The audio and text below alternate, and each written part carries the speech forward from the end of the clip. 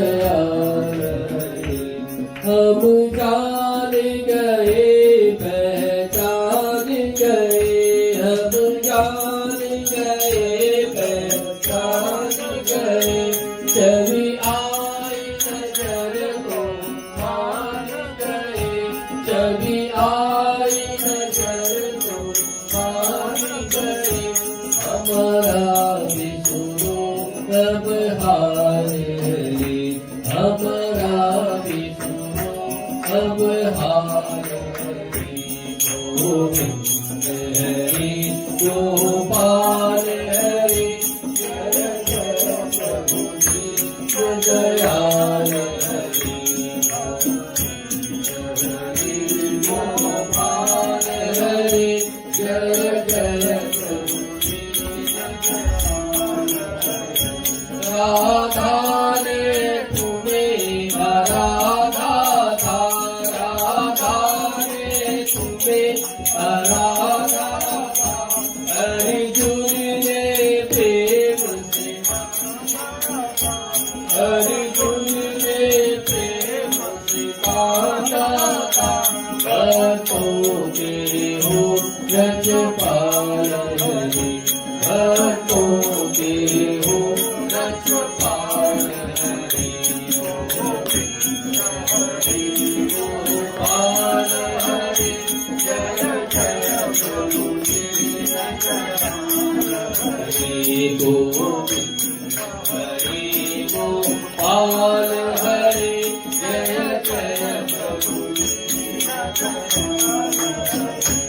आलस के पर्दे फट जावे, आलस के पर्दे फट जावे, दुख दूर हो संकट कट जावे, दुख दूर हो संकट कट जावे।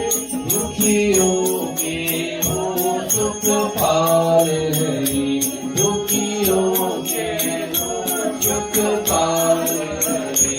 गोविंद हरि गोपाल हरि, जय जय प्रभु जी दयाल हरि। गोविंद हरि गोपाल हरि, जय जय प्रभु जी दयाल हरि। जो निष्कप की निष्ठानी है, जो निष्कप की निष्ठानी है, जो मन अपने का स्वामी है, जो मन अपने का स्वामी है, उसको मिलते तत्काल हरि, उसको मिलते तत्काल हरि। गोविंद हरि गोपाल हरि, जय जय प्रभु जी दयाल हरि। गोविंद हरि गोपाल हरि, जय जय प्रभु जी दयाल हरि। जो सर्वप्रिय हितकारी है, जो सर्वप्रिय हितकारी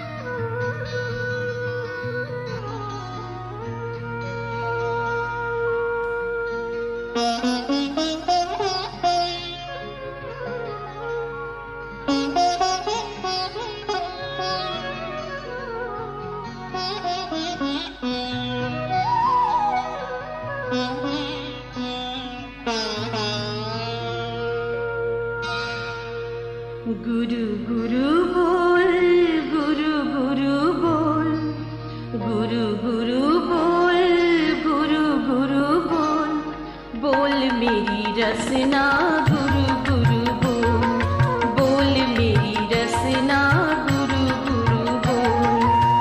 मेरे मानस के सरवर में, मेरे मानस के सरवर में जाग उठे जय गुरु कल्लोल, बोल मेरी रसना गुरु गुरु बोल, गुरु गुरु बोल, गुरु गुरु बोल, बोल मेरी रसना गुरु गुरु बोल।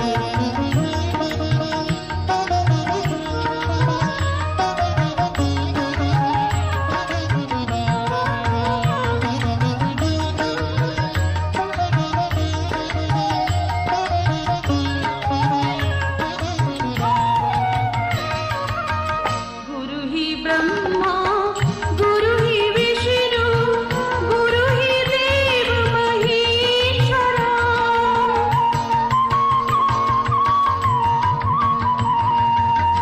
गुरु ही ब्रह्मा, गुरु ही विष्णु, गुरु ही देव महेश्वरा।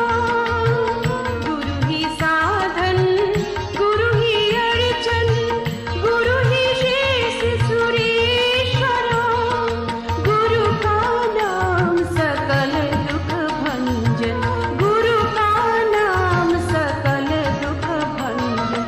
गुरु का बोल बड़ा अनमोल, गुरु का बोल बड़ा अनमोल, बोल मेरी रसना गुरु गुरु बोल, गुरु गुरु बोल, गुरु गुरु बोल, बोल मेरी रसना गुरु गुरु बोल।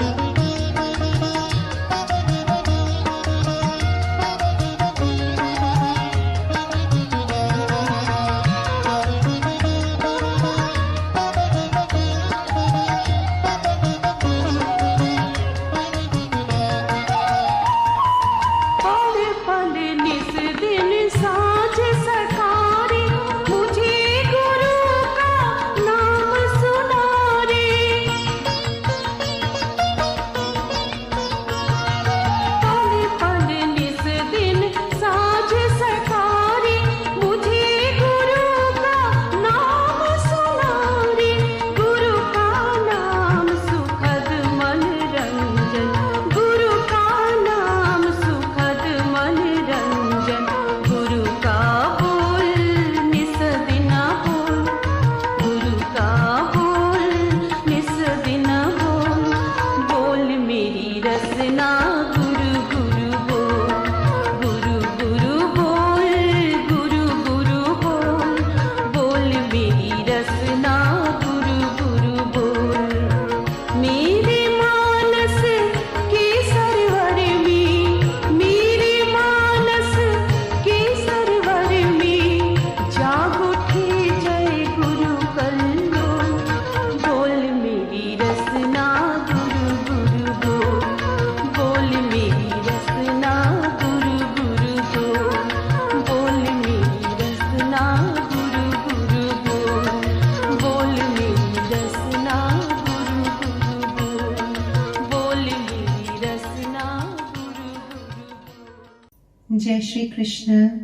My name is Nisha Shivdasani. I am also known as Bela Chandiramani before marriage. And I am a disciple of Guruji. Guruji के चरणों में मेरा शत शत नमन, और गुरुजी के जन्मदिन पर मेरा ये भजन।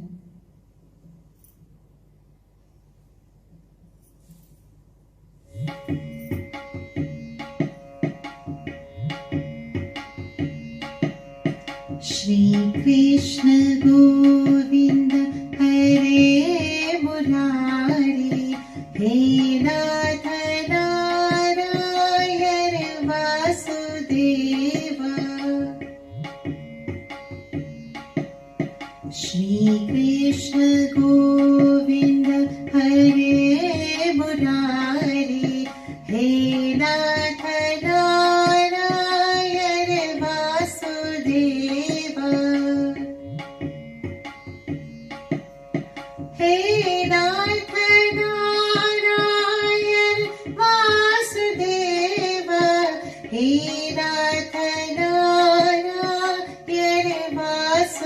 गुरुदेव राधे कृष्ण राधे राधे कृष्ण कृष्ण राधे कृष्ण राधे कृष्ण राधे राधे कृष्ण कृष्ण गोपाल गोपाल गोपाल हे गोपाल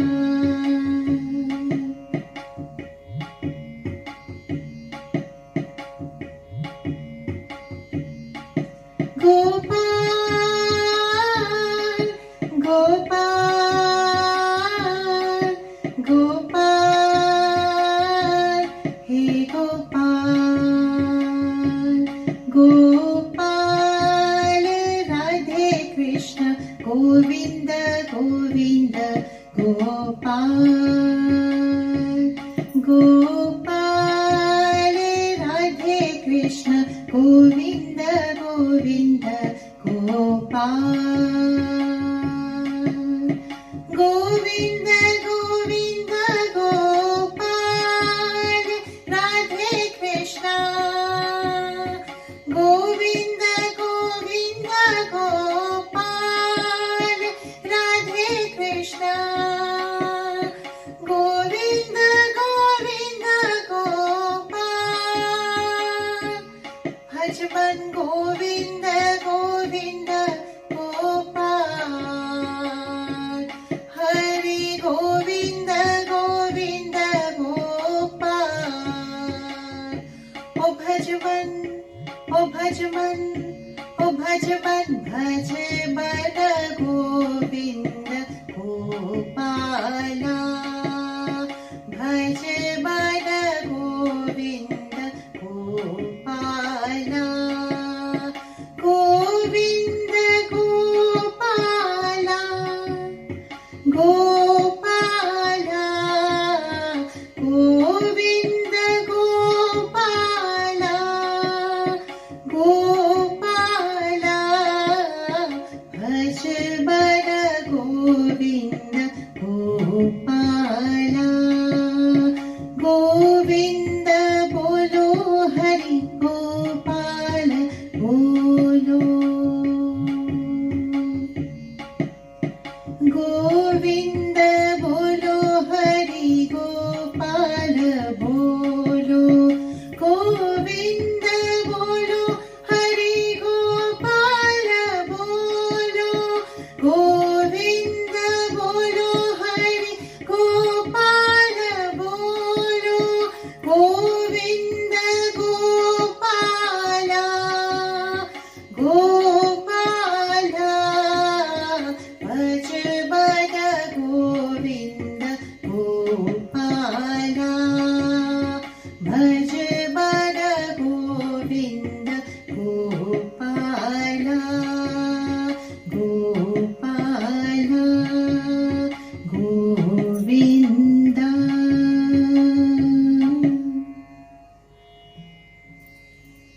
जय श्री कृष्ण गीता महात्म्यम् गीता शास्त्रमिदं पुण्यं या पठेत प्रयत पुमान् विष्णु पद्मवाप्नोति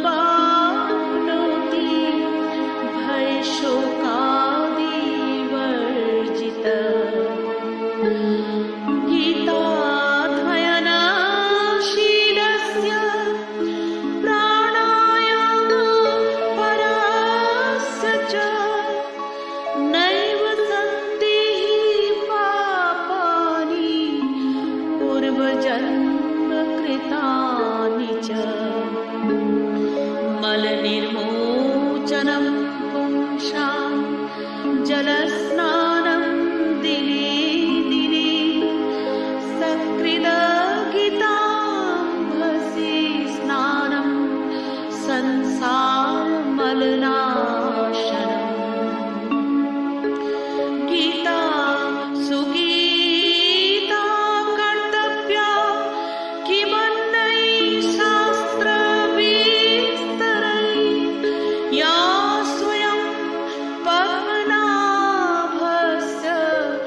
मुखपद्माध्विनिसृता भारतामृतसर्वस्वं विष्णुर्भक्ताधिनिसृतं गीता गङ्गोदकं पीत्वा पुनर्जन्म न विद्यते सर्वोपनिषदो गावो दुग्धा गोपालनन्दन पार्थो वत्सा सुधीर्भोक्ता दुग्धं गीतामृतं वहा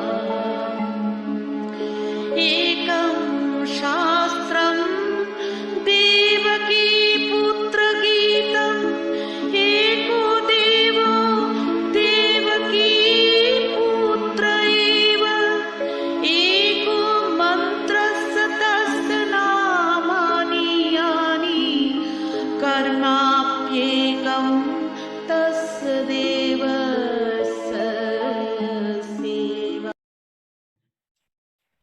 Guruji used to say Srimad Bhagavad Gita is the song of God, sung by God Himself for the benefit of the entire universe, for all mankind, regardless of race, color, or religion.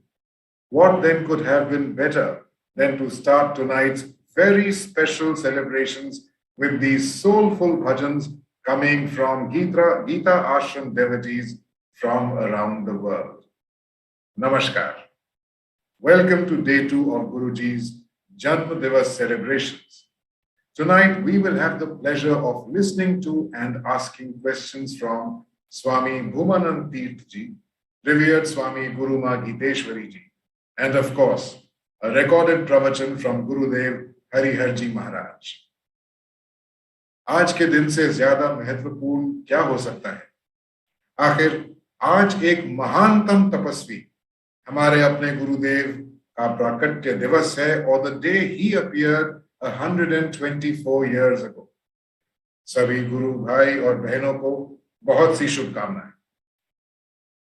Today, when the world is finding ways to make things easier and better for themselves so they can be satiated, Guruji, who was way ahead of the game by decades, simplified something which everyone continues to chase.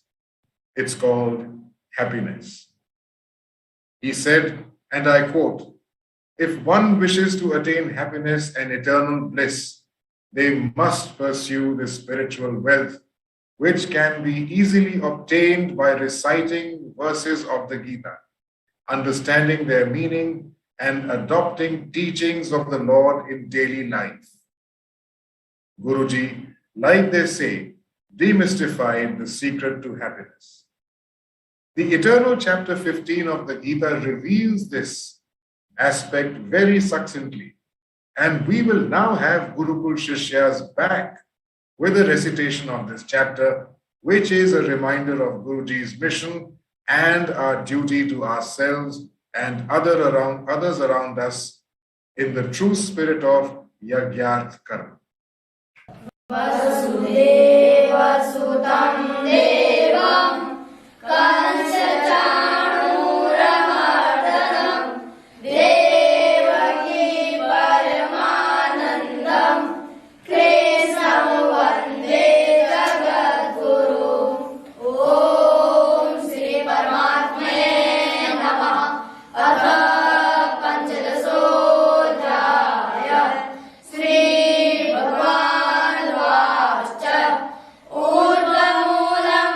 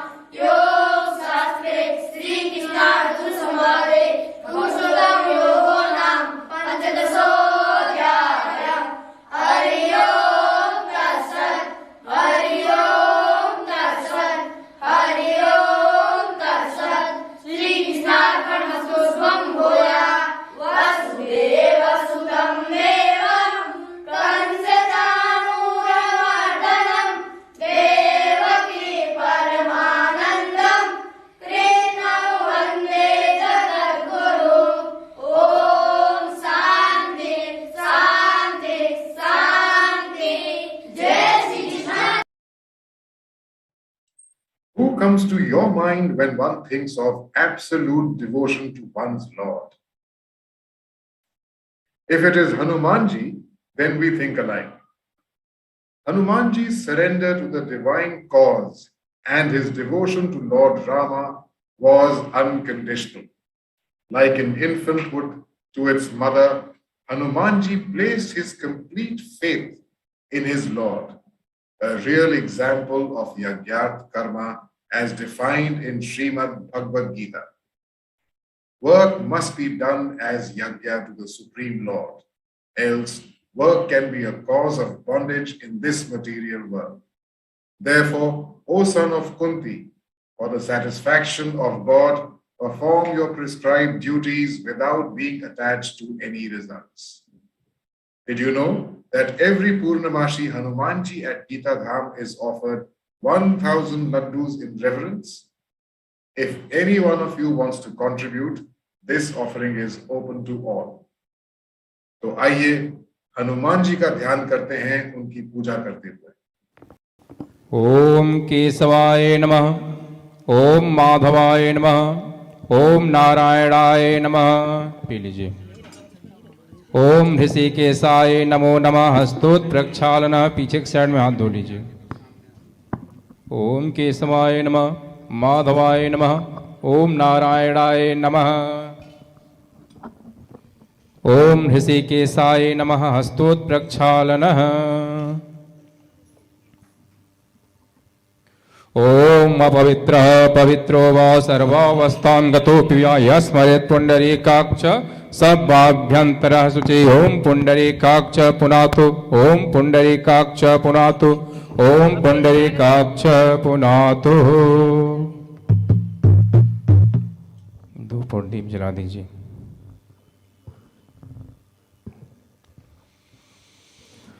ओम चंद्रमा मनसो जातक्षु सूर्यो वजायत सोताद् वायुर्प्राणस्य मुखादग्निरजायतः।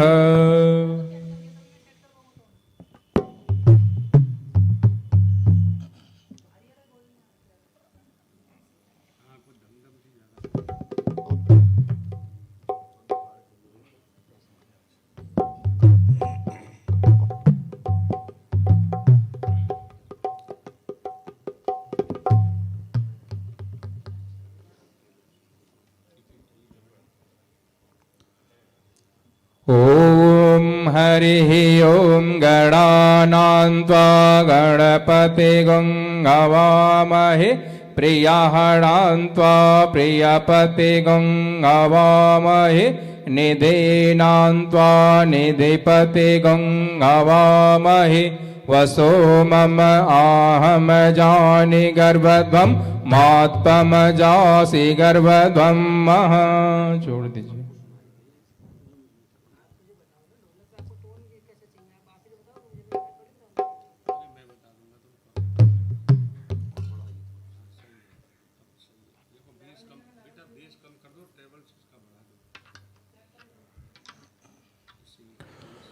ओम विष्णुर्विष्णु विष्णु श्रीमद्भगवतो महापुरुषस्य विष्णोराज्ञा प्रवर्तमानस्य ब्रह्मणो हि द्वितीय परार्धे श्री श्वेतवाराह कल्पे वैवस्वत मनवंतरे अष्टाविंशतितमे कलयुगे कलिप्रथम चरणे जम्बूद्वीपे भारतवर्षे आर्यावर्ते देशे सूर्य दक्षिणायने दक्षिण गोले बसत ऋतवे कृतिका नक्षत्रे चंद्रमा वृक्ष राशि स्थिते अमुक दिल्ली क्षेत्रे सदर बाजारे गीता आश्रम पावन स्थले 2078 आनंद नाम संवत्सरे फाल्गुन मासे शुक्ल पक्षे सप्तमी याम तिथौ बुधवासरे सायंकाले।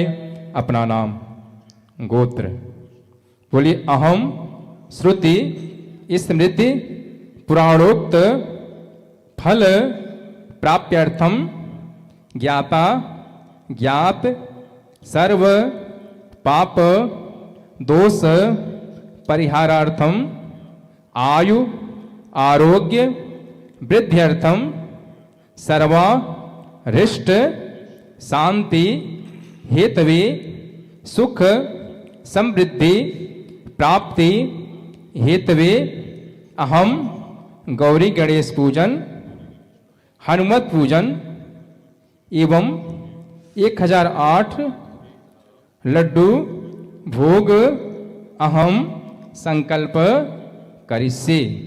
यहाँ छोड़ दीजिए। कहे रे छपति सुन हनुमाना, का चुप साधि रहो बलवाना। पवन तनय बल पवन समाना, बुद्धि विवेक विज्ञान निधाना। पवन सुकाज कठिन जग माही, जो नहीं होई तात तुम पाही। राम काज लगी तब अवतारा, सुनत ही भयउ तारा। ओम अतुलित बलधामम हेम शैलाभदेहम, दनुजवन कृशानुम ज्ञानिनामग्रगण्यम। सकल गुण निधानम वानराणाम धीशम, रघुपति प्रिय भक्तम वात जातम नमामि। श्री गुरु चरण सरोज रज, निज मन मुकुर सुधार। भरनऊ रघुबर बिमल जस, जो दायक फल चार। बुद्धिहीन तनु जानिके, सुमिरौ पवन कुमार। बल बुद्धि विद्या देहु मोहि, हरहु कलेश विकार। जय हनुमान ज्ञान गुण सागर, जय कपीस तिहु लोक उजागर। राम दूत अतुलित बल धामा, अंजनी पुत्र पवन सुत नामा। महावीर विक्रम बजरंगी, कुमति निहार सुमति के संगी। कंचन वरन विराज सुबेसा, कानन कुंडल कुंचित केसा। हाथ बाजरे और ध्वजा विराजे, कांधे मूंज जनेऊ साजे। शंकर सुवन केसरी नंदन, तेज प्रताप महाजग बंदन। विद्यावान गुणी अति चातुर, राम काज करिबे को आतुर। प्रभु चरित्र सुनिबे को रसिया, राम लखन सीता मन बसिया। सूक्ष्म रूप धरि सियहि दिखावा, विकट रूप धरि लंक जरावा।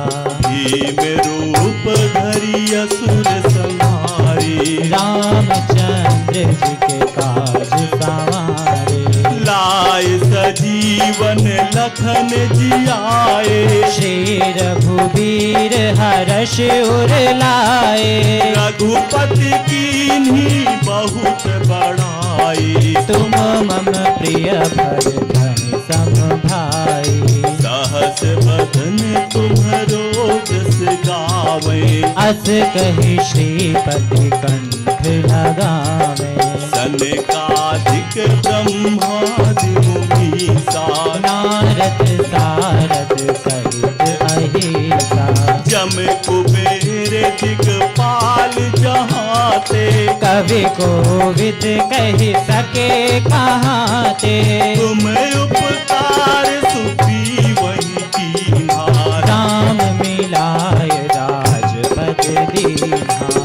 तुम्हरो मंत्र विभीषण माना, लंकेश्वर भय सब जग जाना। जुग सहस्र योजन पर भानु, लील्यो ताहि मधुर बल जानु। प्रभु मोद्रिका मेली मुख माही, जलधि लांघि गए अचरज नाही। दुर्गम काज जगत के जेते, सुगम अनुग्रह तुम तेते।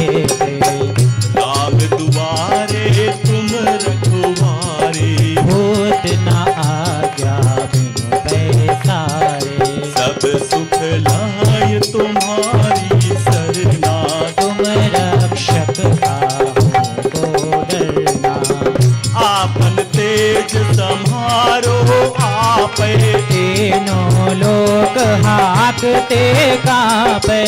भूत पिशाच निकट नहीं आवे। महावीर जब नाम सुनावे।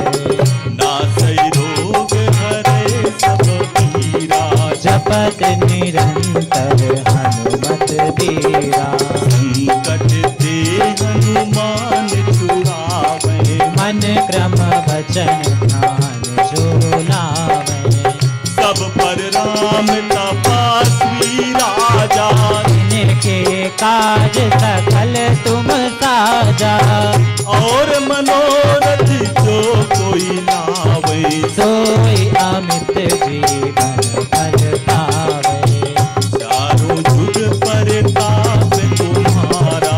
है परसिद्ध जग जियारा। साधु संत के तुम रखवारे। असुर निकंदन राम दुलारे। अष्ट सिद्धि नवनिधि के दाता। असवर दीन जानकी माता। राम रसायन तुम्हारे पासा। सदा रहो रघुपति के दाता। तुम्हारे भजन राम जी को पावे। जन्म जन्म के दुख बिसरावे। अंत काल रघुबर पुर जाए। जहाँ जन्म हरि भक्त कहाए। और देवता कीर्तन धरई। हनुमत से सर्व सुख करई। संकट कटय मिटे सब पीरा। जो सुमिरै हनुमत बलबीरा। जय जय जय हनुमान गोसाई। कृपा करो गुरुदेव की नाई। जो सत बार पाठ करे कोई। छूटहि बंदी महासुख होई। जो यह पढ़े हनुमान चालीसा। होय सिद्धि साखी गौरी सा। तुलसीदास सदा हरि चेरा। की जय नाथ हृदय महाडेरा। तुलसीदास सदा हरि चेरा। की जय नाथ हृदय महाडेरा। पवन तनय संकट हरन मंगल मूरति। राम लखन सीता सहित हृदय बसहु सुरभू। मंगल भवन अमंगल हारी। प्रभु सुदशरथ अजर बिहारी। मंगल भवन अमंगल हारी। उमा सहित जय जपत पुरारी। श्री राम जय जय राम। श्री राम जय जय राम। श्री राम जय जय राम। संकट मोचन कृपा निधान। बोलो पवन सुत हनुमान जी महाराज की जय।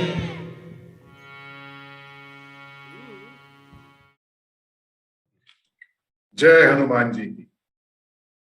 जन्म दिवस की शुभ घड़ी पे आशीर्वाद लेना सर्वोच्चम माना जाता है। आज के पावन दिवस पे श्रद्धालु पादुका पूजा के साथ गुरु जी का आशीर्वाद लेंगे, जिसका नेतृत्व पूज्य गुरु मां करेंगे।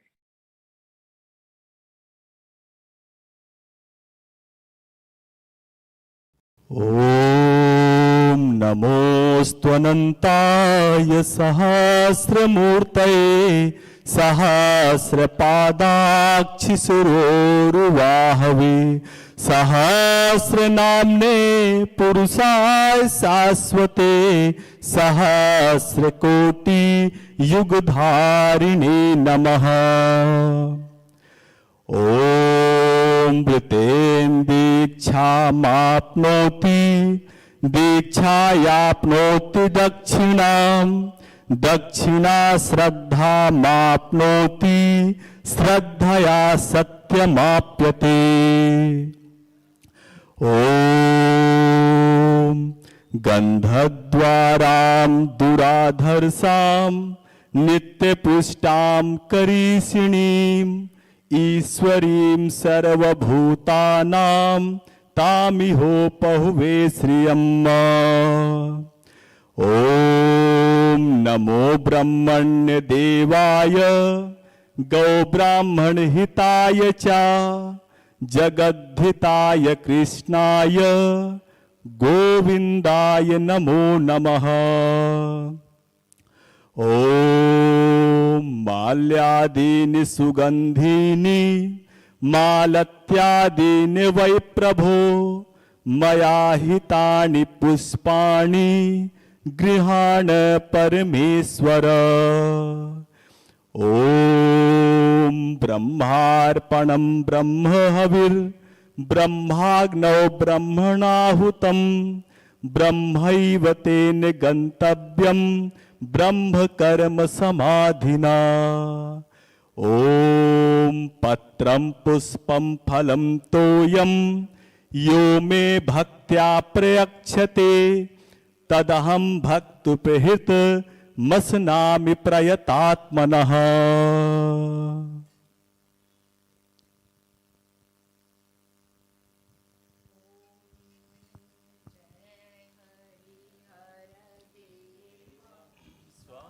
जय हरि हर देवा जो गुरु शरण में आवे जो गुरु शरण में आवे सफल होय सेवा ओम जय हरि हर देवा श्रद्धा सहित गुरु शरण में जो निस दिन आवे स्वामी जो निस दिन आवे कष्ट मिटे सब उनके कष्ट मिटे सब उनके इच्छित फल पावे ओम जय हरि हर देवा संन्यास रूप में हरि हर सब जग हितकारी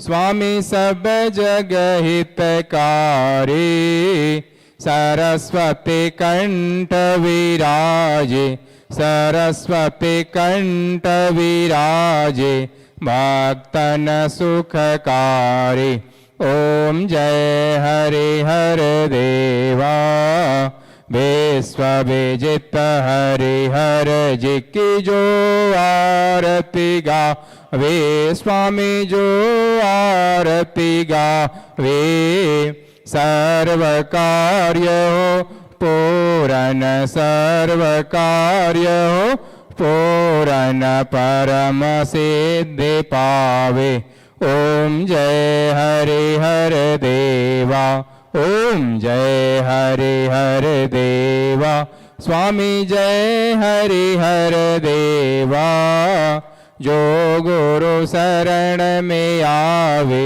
जो गुरु शरण में आवे सफल होय सेवा ओम जय हरि हर देवा ओम सर्वे भवन्तु सुखिनः सर्वे सन्तु निरामया सर्वे भद्राणि पश्यन्तु मा कश्चित् दुःखभाग् भवेत् ओम शांति शांति शांति बोलिए श्री कृष्णचंद्र भगवान की जय परम पूज्य सद्गुरुदेव भगवान की जय गीता माता की जय While Yagyarth Karma or acting with the Lord's intent is one of the key lessons from Srimad Bhagavad Gita, how many of us know about its practical application? This is where our good fortune comes in the form of Pujya Guruji, whose decades of tapasya and seeking Gita made it easy to understand and internalize Gita's treasure trove of knowledge. Gurudev's pravachans are unique because he transfers Gita's wisdom to us, the lay believers, in a manner which is simple yet powerful, full of wit, yet the profundity remains intact. We are also fortunate because we have him with us in the form of video recordings. For today's pravachan, you will see how he breaks down the essence of Yagyart Karma with 3 examples of Sangathan, which is of being one in mind by being many in body. Satkar, which is the importance of human behavior. And Seva, which is when one is able to think and work for others without any conditions. Isn't it momentous that Guruji's devotees have come together on a single platform in the true spirit of a Sangathan? So let us transport ourselves to be with Gurudev and his explanation of Yagyart Karma, and don't forget to post your comments in the comment section of this video. Gurur Brahma, Gurur Vishnu, Gurur Devo Maheshwara, Gurur Sakshat Parabrahma, Tasmai Shri Guruve Namaha. अब आप खुश है, मुझे भी आनंद है। अब आप समझो यज्ञार्थ कर्म को छोड़ के बाकी सारे कर्म जो है वो खराब है। इसलिए यज्ञार्थ कर्म जो करता है उसी का कर्म कर्म है। ये गीता का सिद्धांत है। अब आपको बता दूं यज्ञार्थ कर्म क्या होता है। उसमें 3 साकार होते हैं, वो यज्ञार्थ कर्म है। 3 साकार चाहो वो यज्ञार्थ कर्म है। आपके किसी भी कर्म में 3 साकार अगर है तो यज्ञार्थ कर्म है। मान लो जो आदमी रेगिस्तान में रहते हैं, वहां तो लकड़ी है ही नहीं, वो कैसे हवन करेगा। और मैं गया हिमालय पहाड़ पर, वहां एक घास का तनखा भी नहीं, एक पत्ता भी नहीं कहीं देखने को मिलता है। चारों तरफ पत्थर ही पत्थर। क्या खाएगा आदमी? वहां हवन कैसे करेगा वो? इसके माने वो तो सब नरक में जाएंगे। नहीं, गीता का यज्ञार्थ कर्म में 3 साकार होते हैं। 3 साकार कौन से? एक तो संगठन, और एक सत्कार, और एक सेवा। सेवा, सत्कार और संगठन, ये 3 जहां है वो यज्ञार्थ है। हमारी सारे अंग हैं, लेकिन सबका संगठन है। एक इसके हुक्म से सारे काम करते हैं। हाथ हिलता है, पैर चलता है, जबान बोलती है, आंख देखता है। किसके हुक्म से? प्रेसिडेंट बुश के हुक्म से? ये इसके हुक्म से है। ये एक के हुक्म से सब काम करते हैं। ये संगठन है इनका। फिर कैसा काम करे? काम ऐसा करे कि जिसे इसकी सेवा हो। लेकिन सब सेवा नहीं करते। जिसको देखो बीमार, जिसको देखो बीमार है, अस्पताल में जा रहे हैं, अस्पताल वाले कहते हैं हमारे यहाँ जगह नहीं है। फिर भी हम उनकी खुशामद करते हैं कि जगह नहीं है, पलंग नहीं है, तो अब जमीन पर ही लेट जाएंगे।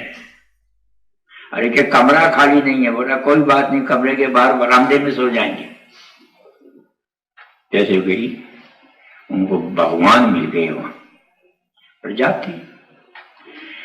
लेकिन ये ऐसा है, इसके हुक्म से हम ऐसी सेवा इसकी करें कि कभी इसको कष्ट हो ही नहीं। और सत्कार क्या है कि इसकी इज्जत करें। हाथों से अच्छे काम हो, जबान से अच्छे काम हो, पैरों से अच्छा काम हो। ये यहां से शुरू होता है। ये यज्ञ है और इसमें संगठन है, सत्कार है और सेवा है। जिस दिन संगठन इनका टूट गया, ये टांग ने काम करना बंद कर दिया, हाथ ने काम करना बंद कर दिया, क्या कहेगा डॉक्टर?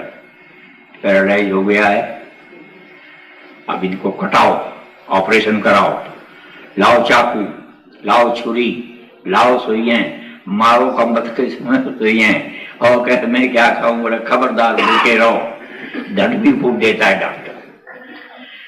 सज्जनों, ये संगठन, ये सत्कार और ये सेवा, तीन जहां है वो यज्ञार्थ कर्म है। माँ और बेटों में बड़ा संगठन होता है। जरा सी माँ को तकलीफ हो जाए बेटा रोने लगता है, और जरा सा बेटे को तकलीफ हो जाए माँ की नींद हराम हो जाती है। पति और पत्नी में संगठन है। जरा सी किसी की पत्नी के हाथ लगा के देख लो, पति का जूता सीधा आके पड़ेगा, मेरी घरवाली की तुमने हाथ क्यों लगाया। और जरा से किसी के पति को चांटा लगा के देख लो, पत्नी के आंसू की धारा बहने लग जाएगी और मुंह से हजारों, जैसे बंदूक से गोलियां निकलती है, जैसे गालियां निकलनी शुरू हो जाएगी। इनका संगठन है, बहुत जबरदस्त संगठन है। और सेवा भी है। पति कमा के लाता है, घरवाली को ला के देता है कि ले। घरवाली खाना बना के देती है तो पहले पति को परोसती है कि ले। कितना प्यार है, कितनी सेवा है, कितना संगठन है और कितना सत्कार है एक दूसरे के प्रति। इसको कहते हैं यज्ञार्थ कर्म। लेकिन आज हमने जो ये बहुत सारे, इस बरसात में जैसे मेंढक पैदा होते हैं ना, ऐसे हमने बहुत सारे मेंढक पैदा कर दिए। कई तो भगवान पैदा कर दिए और कई धर्म पैदा कर दिए हैं। उन्होंने संगठन को तोड़ दिया है, संगठन को तोड़ दिया, उन्होंने सत्कार को तोड़ दिया है। अभी आप यहाँ पर इतने लोग रहते हैं, गीता जैसा ग्रंथ जिसके मुकाबले में संसार में कोई नहीं है कल्याण करने वाला, और उसकी चर्चा हो तो यहाँ 4 आदमी बैठे सिर्फ। पर ये आपके धर्मों ने एक दूसरे को अलग कर दिया है। मिलो मत। क्यों? पहले ये था मिलना है देवताओं का लक्षण और फूटना है राक्षसों का लक्षण। आज ये सिखा दे क्या है, मिलो मत, खबरदार है मिले तो अलग रहो उनसे। अलग रहते हैं। गीता की बात होगी, रामायण वाले नहीं आएंगे, रामायण की बात होगी, गीता वाले नहीं आएंगे। कितने शर्म की बात है ये, कितनी लज्जा की बात है ये। तो मैंने आपको बताया कि गीता ने जो जी कहा है कि यज्ञार्थ कर्म को छोड़ के बाकी जितने कर्म है दुखदाई हैं, वो यज्ञार्थ कर्म ये हैं कि जिसके अंदर संगठन, सत्कार और सेवा। आप जो ये घी जलाते हैं ना, इसमें भी संगठन है। क्या है? कुंड के चारों कोने मिले हुए होते हैं और उसमें बढ़िया से बढ़िया चीज होती है, वो हम अग्नि देवता के भोग लगाते हैं। बढ़िया से बढ़िया, सबसे बढ़िया है घी। क्यों? कोई चीज जलाओ राख नीचे मिलेगी। घी एक ऐसा है कि इसको तुम जला दो कुछ नहीं मिलेगा। और कोई चीज खा लो पेट में गड़बड़ होएगी। घी एक ऐसा है जो दिमागी शक्ति बढ़ाता है, उम्र बढ़ाता है। हम उसका हवन करते हैं, कीमती से कीमती चीज। और सेवा कैसी होती है, सत्कार कैसा होता है कि जब हवन करते हैं तो उसकी खुशबू किसको मिलती है? पंडित जी को मिलती है कि यजमान को? सबको मिलती है। अरे जो पड़ोसी आते नहीं है दुश्मनी के कारण, अलग अलग धर्मों को लिए हुए, वो नहीं आते हैं, तो भी हवन उनके घर में जाके उनको भी सुगंध देता है, पड़ोसी को भी सुगंध देता है और सारे नगर की हवा को शुद्ध कर देता है। बीमारियां नहीं होती। 1000 डॉक्टर दवाइयां दे करके जो बीमारी दूर नहीं कर सकते, यज्ञ की हवा जो है वो सारी बीमारियों को दूर कर देता है, सबके पड़ोसियों की। इसलिए एक कहावत है, लोग कहते हैं 100 दवा और 1 हवा। 100 दवाइयां जितना काम नहीं करती, उतनी एक शुद्ध हवा काम कर जाती है, तो इसे हवा शुद्ध होती है।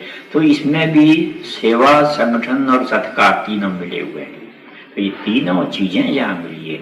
आज हमारे यहाँ आप आए हो ना, तो आपका सत्कार हुआ है, कुर्सियां दी गई है बैठने के लिए, संगठन भी है, आप सब मिल करके बैठे हैं, और सेवा भी है कि मैं गीता का ये ज्ञात कर्म आपके सामने रख रहा हूं, जो आपने आज्ञा दी है कि ये बताओ कि हम यज्ञ आपस में कैसे रहें, वो बात मैं बता रहा हूं कि आप यज्ञात कर्म करो, सब एक हो जाओ, आपस में ऐसे रहो, हमेशा मिलकर के रहो, यही ईश्वर है।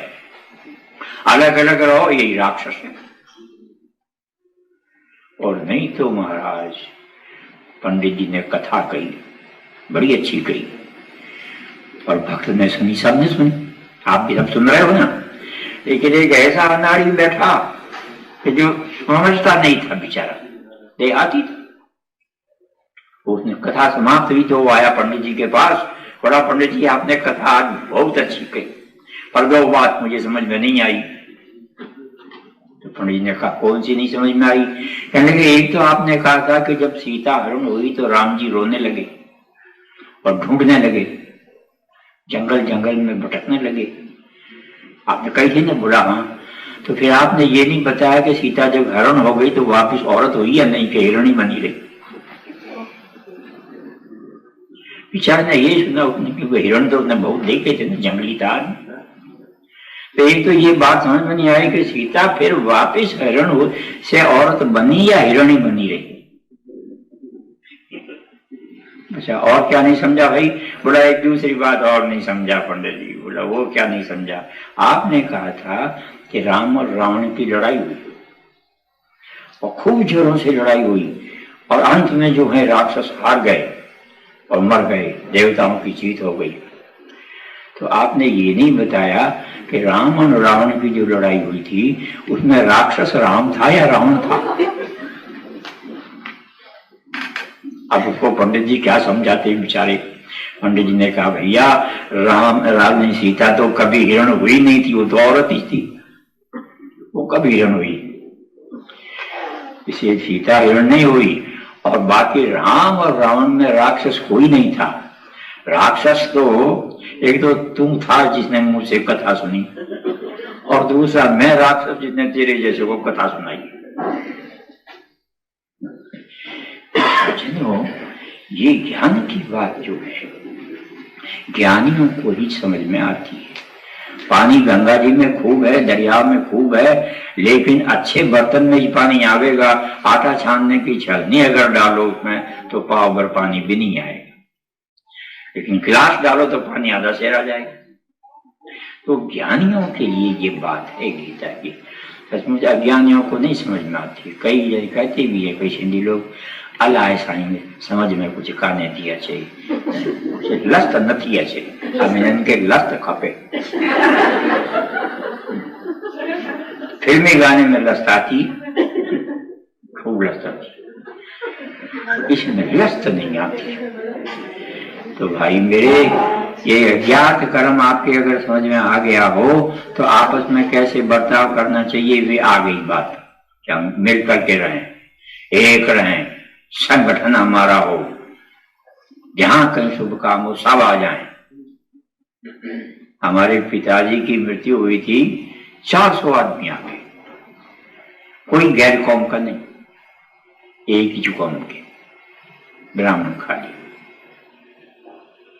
संगठन था। और अब मैंने एक जगह देखी वेस्टर्न कंट्री में, बाप मर गया, बेटे को जाके कहा बाप के नौकर ने कि आपके पिताजी मर गए चलो। उसने कहा मैं तो मैच में जा रहा हूं, तुम एम्बुलेंस को टेलीफोन कर दो, उठा के ले जाएंगे, कंगी आएंगे ले जाएंगे। तुमने टेलीफोन कर दिया, एम्बुलेंस आई, उठा करके ले गई, क्योंकि मुर्दे को घर में तो कोई रखता नहीं, रखेगा तो सारे पड़ोसियों के घरों में बदबू फैलाएगा वो। तो ये संगठन है हमारा। शुभ काम में, विवाह में, शादी में हम लोग इसीलिए इकट्ठे होते थे पहले, आजकल तो नहीं होते। आजकल तो मियां बीवी चले गए हनीमून में, हो गया विवाह उनका वहीं पर। पहले सारे जितने कुटुंब वाले थे आते थे, एक नहीं आया तो पता करते थे वो क्यों नहीं आया। संगठन था, सत्कार फिर सबका होता था, सबकी सेवा होती थी। अब तो सत्कार भी कुछ नहीं होता है महाराज, क्या गर्म पानी पिला दिया थोड़ा सा, जाओ चाय पी के चल दी, वो गर्म पानी। और मैंने जिंदगी में आज तक चाय चखी नहीं है, तो किसी की शादी में जावे हूं तो ऐसे ही लौटा हूं, चाय कहाँ हूं, मैं पीता नहीं। तो सत्कार हो, संगठन हो, सेवा हो, ये यज्ञात कर्म है। अब कैसे करना चाहिए यज्ञात कर्म को, तो गीता में भी बताया आगे। देवान, देखिए दूसरा श्लोक देखिए, वही बात है फिर। देवान भाव्यतानेन ते देवा भावयन्तु वः परस्परं भावयन्तः श्रेयः परमवाप्स्यथ। श्रेय कहते हैं कल्याण को, परम कहते हैं ऊंचे से ऊंचा सर्वश्रेष्ठ कल्याण। हमारा सर्वश्रेष्ठ कल्याण किसमें है? मर्सिडीज खरीद ले तो रोल्स रॉयस लिया में, परम श्रेष्ठ कल्याण है परमात्मा की प्राप्ति में, और बाकी ये सब छोटे छोटे कल्याण दुखदाई हैं, उसमें आनंद ही आनंद है, तब परम श्रेष्ठ कल्याण कहलाता है। गीता का श्लोक कहता है परम श्रेष्ठ कल्याण तुम्हारा हो जाएगा अगर तुम यज्ञार्थ कर्म करोगे तो कहते कैसे करें यज्ञार्थ कर्म, तो इसी श्लोक में आज एक श्लोक में बता दिया। देवान भागवतानेन ते देवा भावयन्तु। तुम जिनको देखो उनका सत्कार करो, आदर करो, वो वापिस तुम्हारा सत्कार करेंगे, आदर करेंगे। तुम खुराक ऐसी खाओ कि जिससे तुम्हारा दिमाग अच्छा रहे, तुम्हारा हार्ट अच्छा रहे, तुम्हारे लंग्स अच्छे रहें। अगर तुमने खुराक रद्दी खाई और उनको दुख पहुंचाया तो वापिस तुम्हें वो दुख पहुंचाएंगे। हार्ट ट्रबल हो जाएगी, ब्लड प्रेशर हाई हो जाएगा, ब्लड प्रेशर लो हो जाएगा, सिर में हेडेक हो जाएगा, और तुम अस्पताल में जाओगे और वहां डॉक्टरों के चाकू और सुइयां खाओगे। तो होना कैसे चाहिए, तुम इनका कल्याण करो और ये आंखें तुम्हारी अच्छी रहेगी, सिर तुम्हारा दिमाग अच्छा रहेगा, हाथ तुम्हारे अच्छे रहेंगे, हार्ट तुम्हारा अच्छा रहेगा, ये तुम्हारा कल्याण करेंगे, सारे काम तुम्हारे अच्छे होंगे। और नहीं तो पड़े हैं, ये क्या हो गया, बड़ा ब्लड प्रेशर हाई हो गया। अरे ब्लड प्रेशर हाई हो गया पर तुम लो क्यों हो गए? खटिया पर लंबे पड़ गए, लो हो गए आप। तो इनको न हाई होने दो न लो होने दो भाई मेरे। ऐसा सत्कार करो कि जिनसे ये सुखी रहें, खुश रहें, अच्छे रहें और ये हमको अच्छा रखें। कृष्ण चंद्र भगवान की। Gurudev's wisdom and his blessings have enabled the establishment of hundreds of Gita ashrams spread over 5 continents and lakhs of devotees sharing Srimad Bhagavad Gita's wisdom. Yesterday we had Joshiji from Chicago. Tonight we will head north to Minneapolis to Sri Vivek Kamranji, who is also a trustee for Geeta Dham and in charge of one of the oldest Gita ashrams in North America. May I request Vivekji to introduce our next speaker, Pujya Swami Bhuvanand Tirthji of the Tirth lineage of Adi Sankaracharya, who will deliver his pravachan for 40 minutes, which will be followed by a question and answer session for 20 minutes. And devotees are requested to post their questions on the comment section of your video. Jai Shri Krishna. Welcome Swamiji, welcome, welcome, welcome from Geeta Dham and Geeta Ashram to all of us. Thank you for joining here today. We're really so very privileged to have you. It's like Arjuna meets Krishna. What else can I say? So thank you for joining and helping us out. And you know, we were talking about you with Guruma. You sound, feel the same as Gurudev. How else can I put it? One of the things that you said all the time in the stuff that I viewed of you, Hari, Hari, Hari, and Hari. And Gurudev also used to say, Hari kare so kari, so why worry? So we are here. Thanks to you. Your energy level speaks for itself. When we observed you last week, my God, I said, 89 years old, looks like 59. And Guruji used to sound the same when he was here in Minneapolis. At 89, looked 69, and did a great job at the ashram, just jogging around, I thought, and you're doing the same. The missionary service that you're doing, Gurudev, is unbelievable what you do. It is unbelievable, the missionary service, helping real people out. I have not heard that, seen that in our organizations anywhere. So this is something very unique, what you're doing in Kerala, what you're doing with the underprivileged on housing, I understand, and COVID kits giving out, that's unheard of. So that is really amazing. And then I think also I heard about serving 40,000 families, and I've seen pictures of that at the ashram that you have, Tapovam. And to me, the Tapovam ashram is heaven.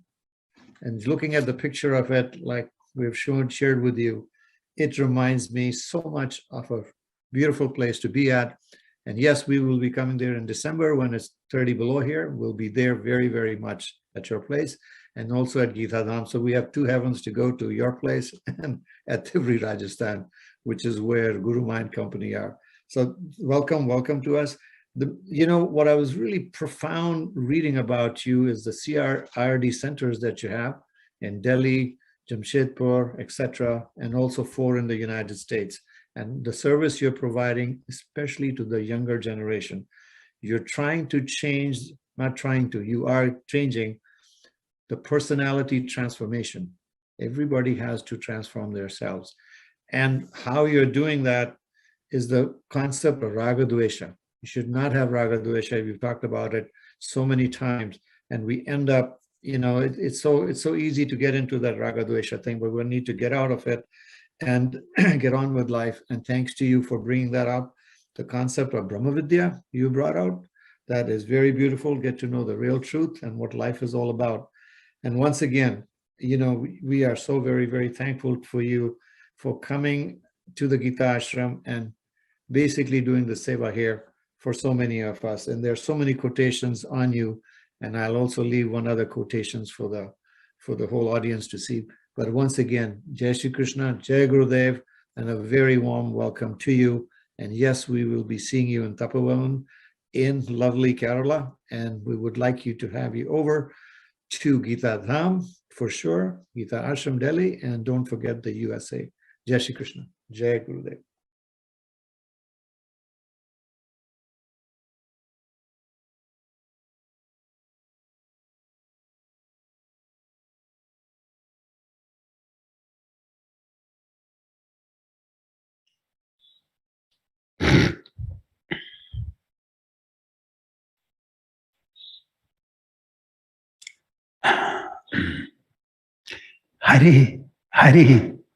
Hari Om Tatsat.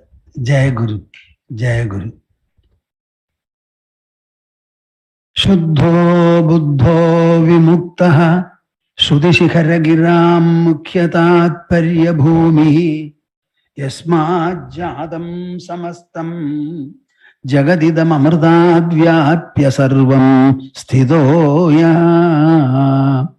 Yasyam Sham Shavatare Surara Vanajair Rakshidam Sarvametad Tam Bhumanam Mukundam Hridigatam Amalam Krishnameva Prapadye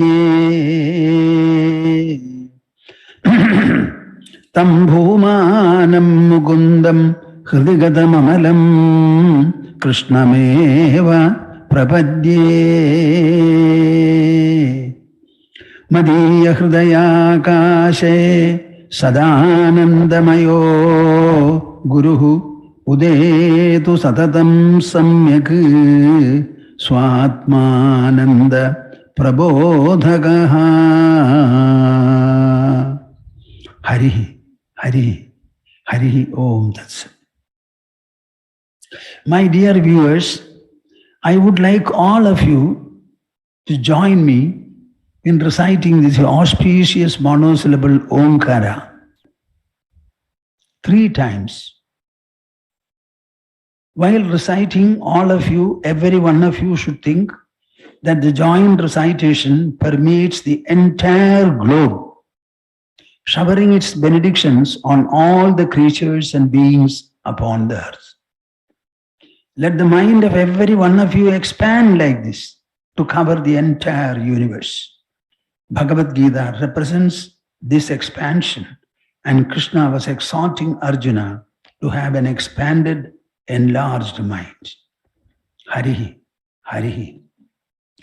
Here we go, we shall chant together. Oh.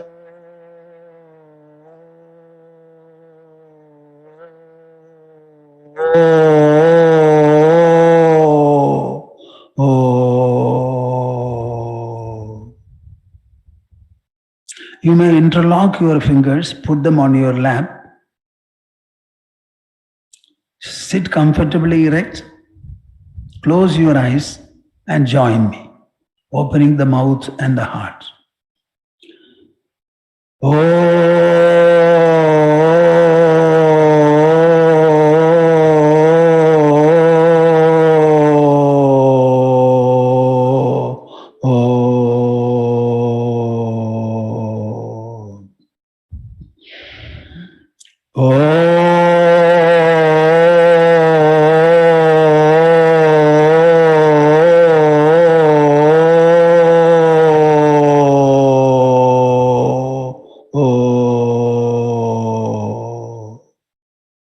Harihi Om Das Jai Guru.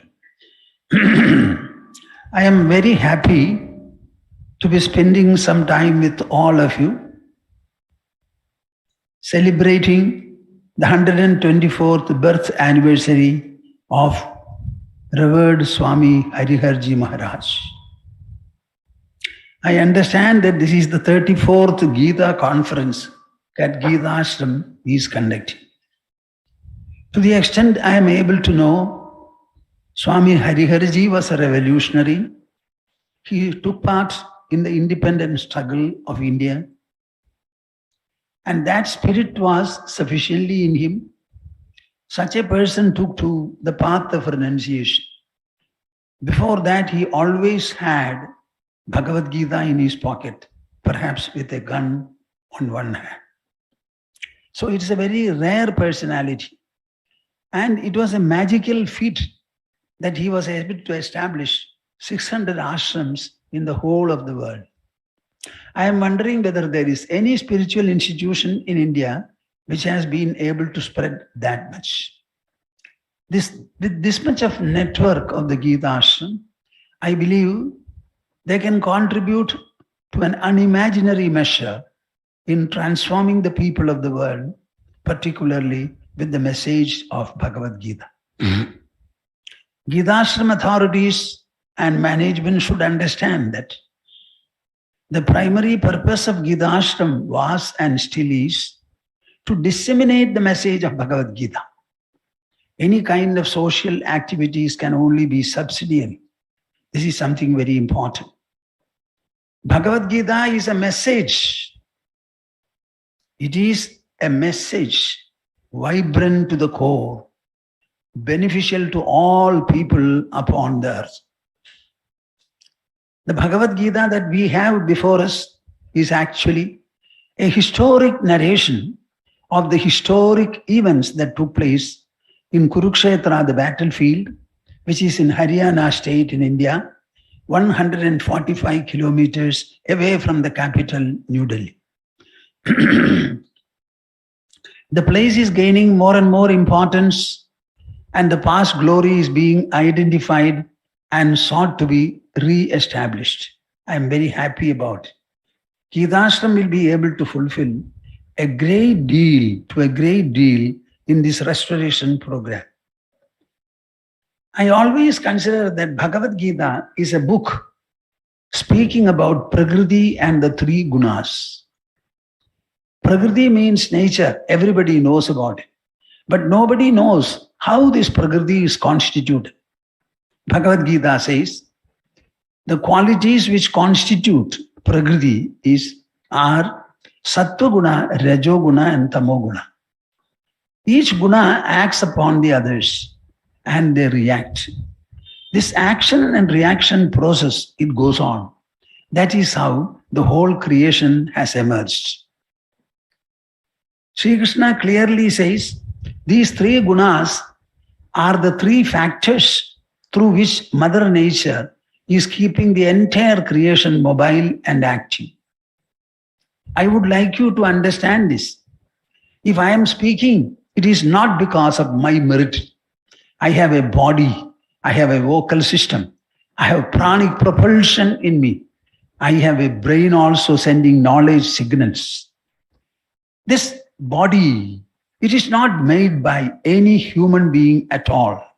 What about the first human who was born in this world? Who was his parents? Could you ever think of them? Can you ever locate them? So the entire nature has got unimaginary potential, and it is nature's display. Krishna specifically says in Bhagavad Gita, Nahi kaschikshanamapi jatu tishtatya karma gridi karyate hyavashak karma sarva prakritijair gunaihi. This is from the 3rd chapter. Not even for a moment man can remain inactive. None can remain inactive. The earth is spinning. It is circumambulating the sun. Inside an atom, electronic propulsion, revolution is there. There is nothing that is stationary in the whole world. Whatever be the minute or the majestic, all of them are active and vibrant. So to remain active is the core of nature, characteristic of nature, and nobody can escape. Nahi kaschikshanamabi. Even for a second, man can never become inactive or non-active. Prakriti is compelling everybody to remain active. The caption for this conference is Yajnarthat Karma. I would like to say Yajnartham Karma. All activities must be in the form of yajna, a sacrifice. Prakritehe kriyamanani gunaih karmani sarvashaha ahankara vimudhatma kartahamiti manyade. Prakritehe kriyamanani gunaih karmani sarvashaha. All activities are propelled by, governed by, guided by, restrained and regulated by, held by Prakriti's 3 gunas, Sattva, Rajas and Tamas. So my dear viewers, can you escape activity? Can anybody escape? Can the sun refuse to rise and set? Can the earth stop its revolution? Can our heart stop its beat? It is meant to be beating for a certain duration. Unless there are diseases and disorders, it will continue to beat for the length of time it is meant for. Everyone is thus active. Let us understand it. So we are not the owners of our activities. We have the instruments of activity. These instruments are generated by nature. Activity is compulsory. Thus, nobody has any option. This being so, what should be the right attitude towards activity? Has anybody thought about it? What prevents you from thinking? Answer me very straight. Have you ever thought of your life? What is this life pulsating in our body? How was the body evolved, made? How is it remaining animate? How is it remaining active? I am speaking to you, but I have no credit for my speech. I don't know where the brain is, where the ideas are formed. How are they transmitted to the vocal system? And finally, how the whole process comes out in the form of audible speech. I have no ownership at all. I come and sit here, look at the camera or the people, and the so-called speech, it flows from my system. I have no ownership over it, and I don't want to have an ownership. Just like the river is flowing, the wind is blowing, the water is flowing, the fire is glowing. In the same manner, this Swami also is speaking. At other times, he will be doing other activities. When I probed into it, I find that all these are ready-made systems. Prakriti is the cause for all that. So the right attitude towards our activities, as Krishna puts it, Yajnarthat karmano nyatra logoyam karma bandhanaha tadartham karma kaunteya mukta sanga samajara. This one shloka is the motto for all of you. Yajnarthat karmano nyatra logoyam karma bandhanaha You do anything in this world, even lifting a safety pin from the ground, from the floor. Whatever you do, it will bind you. The moment you think, I am doing, I am the cause, I am the cause, I am to enjoy, I am to suffer, I am responsible. What are you responsible for? If somebody lights a lamp in the morning, I always ask, her heart is beating because she lights the lamp, or she is able to light the lamp because the heart is beating. Which first? Suppose we don't get up in the morning at all from sleep, what would happen? You can postpone your sleep, but you have no will to get up from sleep. Because our will is terminated while you are sleeping. So who wakes us up? Who sends us to sleep? What causes the dream? Can you tell me anywhere your responsibility or your concern? So stop all talk. Understand the truth from Bhagavad Gita. Yajnarthat karmanonyatra lokoyam karma bandhana. The entire world is bound by activity, provided it is not done as a sacrifice, as a yajna. Everything that you do, washing your teeth, having your bath, answering the calls of nature, speaking, reading, hearing, writing, working, discharging professional responsibilities, having some income in return, spending it, getting up in the morning, doing every activity, studying in a school, college, becoming a professional, getting married, having children, all these activities should be transformed into yajna, a sacrifice. Krishna does not say that yagas and yajnas performed in the fire, chanting Veda mantras and using ceremonial materials, they are the activities. No. He says any activity proceeding from a human personality, let the activity be physical, sensory, or maybe oral, or an activity of the mind inner, or intelligence, or even ego. All these activities should be completely transformed into a continuous process of yajna. Until you are able to do it, any activity that you perform will bind you. We are ascetics. We are austere people. So far as we are concerned, we are all given to jnana tapas, knowledge, austerity. In spite of it, you should understand, we are very active, maybe far more active than householders and professionals. I always say in my life, I have done at least 2 persons' activities. And sannyasa has made me greatly more active. All these activities we are doing, how? What is the inspiration? What is the insight? What is the vision? What is the evaluation about it? The evaluation is that the earth does not belong to me, nor the sun and the moon and the stars. Panchabhutas do not belong to me. I am part of the Panchabhutas. If the world does not belong to me, can my body belong to me? Can my mind belong to me? The earth itself does not belong to me. The child in the mother's womb, who shaped the child? How were the eyes formed, nose formed, ears formed, tongue formed, lips formed, legs and hands were formed? Can you tell me? Has the mother taken any part in the evolution of the child, in the formation of the body? Has the father taken any part? No, no, no. Then tell me, what is all this? If your body itself cannot be claimed by you and the parents, what about the activities performed by the body? Do you have absolute ownership over it? Do things belong to you, or you yourself belong to nature? We all belong to nature. As is earth part of nature, as is sun part of nature, my body is also part of nature. Why are we born? Not because of our wish and will. Humanity is part of the creation. The entire creation is nature's. Naturally, humanity also is. And I belong to the nth generation in a particular lineage. So where is my ownership? Surrender it. Surrender it. Surrender it. Dissolve it in its own source and remain free. My life is a yajna. It is a sacrifice. It is an offering. It's a dedication. Dedication to whom? Dedication to nature.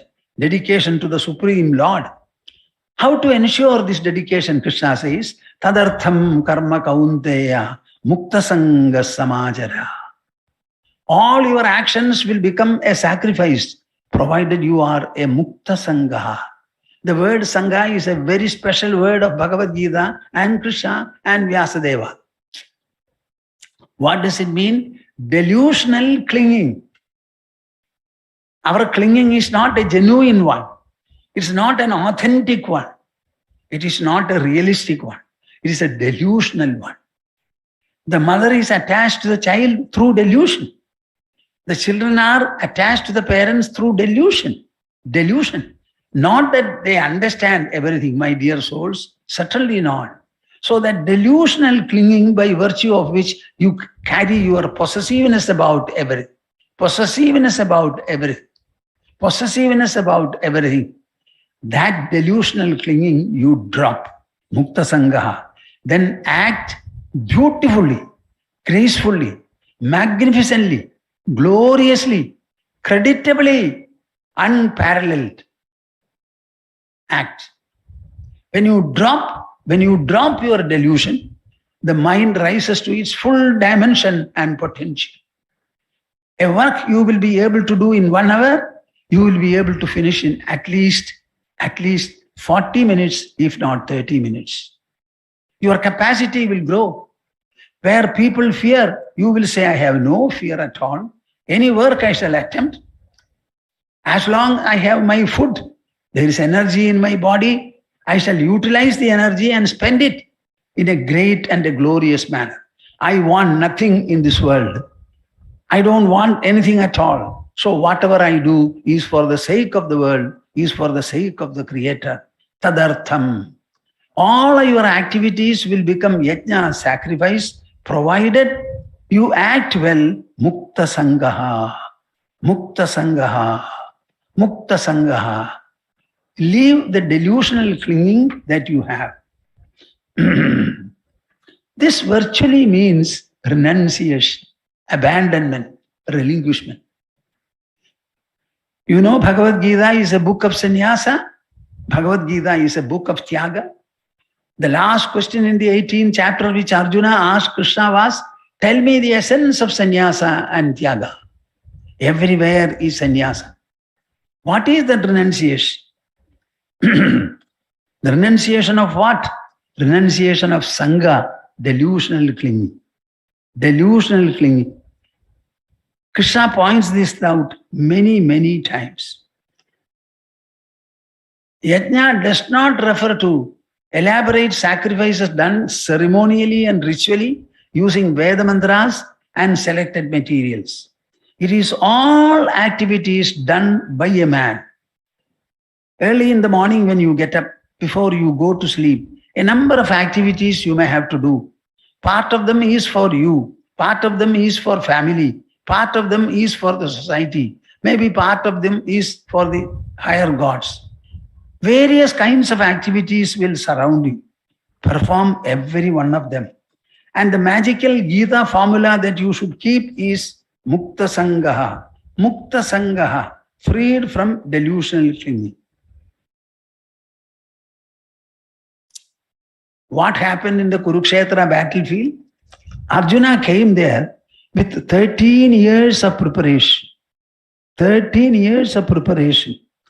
In that preparation, foregoing sleep, Arjuna had done austerities for many days. So can you imagine the power of Arjuna's mind? Foregoing sleep. We can conquer many things, but we cannot conquer sleep. Arjuna was one who had subdued his sleep. So he has a name called Gudakesha for him, conqueror of sleep. Such a person came to the battlefield, asked Krishna to drive the chariot, stop it in a suitable point so that he can examine both the armies. Krishna was very clever. He did it, perhaps with an intention to show the gap in Arjuna's personality and beautifully fill it before commencement of the war. So he stopped the chariot in front of Bhishma and Drona and the others and said, look, see whether you have the competence, the skill, the inward fullness, the inward completeness to fight this historic battle. The moment he saw Bhishma and Drona, Arjuna was flabbergasted, completely overpowered. He crumbled. Crumbled because of what? Grief, fear, doubt, and delusion. Remember these words ever. Do we have any other negative responses in us? Grief. Everything ultimately is pleasant or unpleasant, happiness or misery. Then fear. What will happen if the war is fought? Doubt. Is it right or not? And delusion. Inability to think properly. When Arjuna crumbled, he left his weapons and sat mute. Krishna did not allow. He admonished him. This is not the behavior to be displayed in the war front. All your sympathy is misplaced. What you suffer from is unmanliness, imbecility, weakness, delusion, ignorance. Listen to me, I shall remove all of them. And you know what Krishna did? I would like you to remember. The one medicine, the one redress, the one cure for all maladies of human life is the understanding of the soul, the I identity in you. See what Krishna speaks to Arjuna.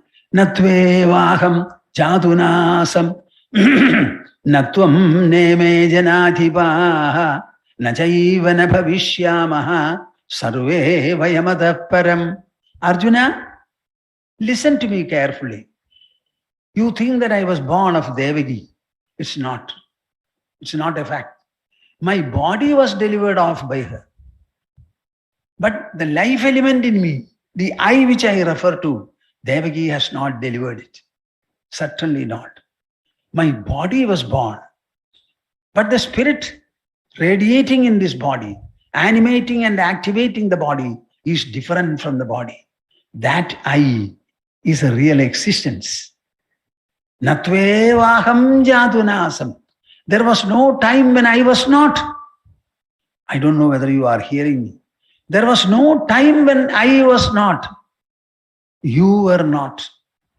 Bhishma, Drona and the others were not. There will not be a time when we shall cease to be.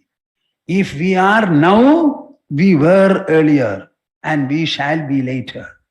Existence never knows to non-exist. Existence will continue to exist. It can never become otherwise at all. If you say I was born, it means that I was not present earlier. If somebody was not present earlier, will he be present now? Whoever is present in this hall, or whoever are listening to me, you are there in front of your electronic gadgets. If you are present there, should you not have been present earlier? Can presence be born from absence? And can presence ever become absent? So, this is the way he was referring to. The I factor in us. It is not the body. It is not the mind. It's not the intelligence. It's not the ego. It's none of the world objects. It is separate. That is the subject, the I. All the other things are mine, the objects. That I, referring to my identity, the existence in me, that was never absent, Arjuna, and that will never cease to be also. Understand that I am eternal, you are eternal, Bhishma, Drona and the others are eternal. There is nothing like extinction or absence at all. Natvevaham jadunasam natvam neme janadhipa nachaiva na bhavishyamaha sarve vayamatav para.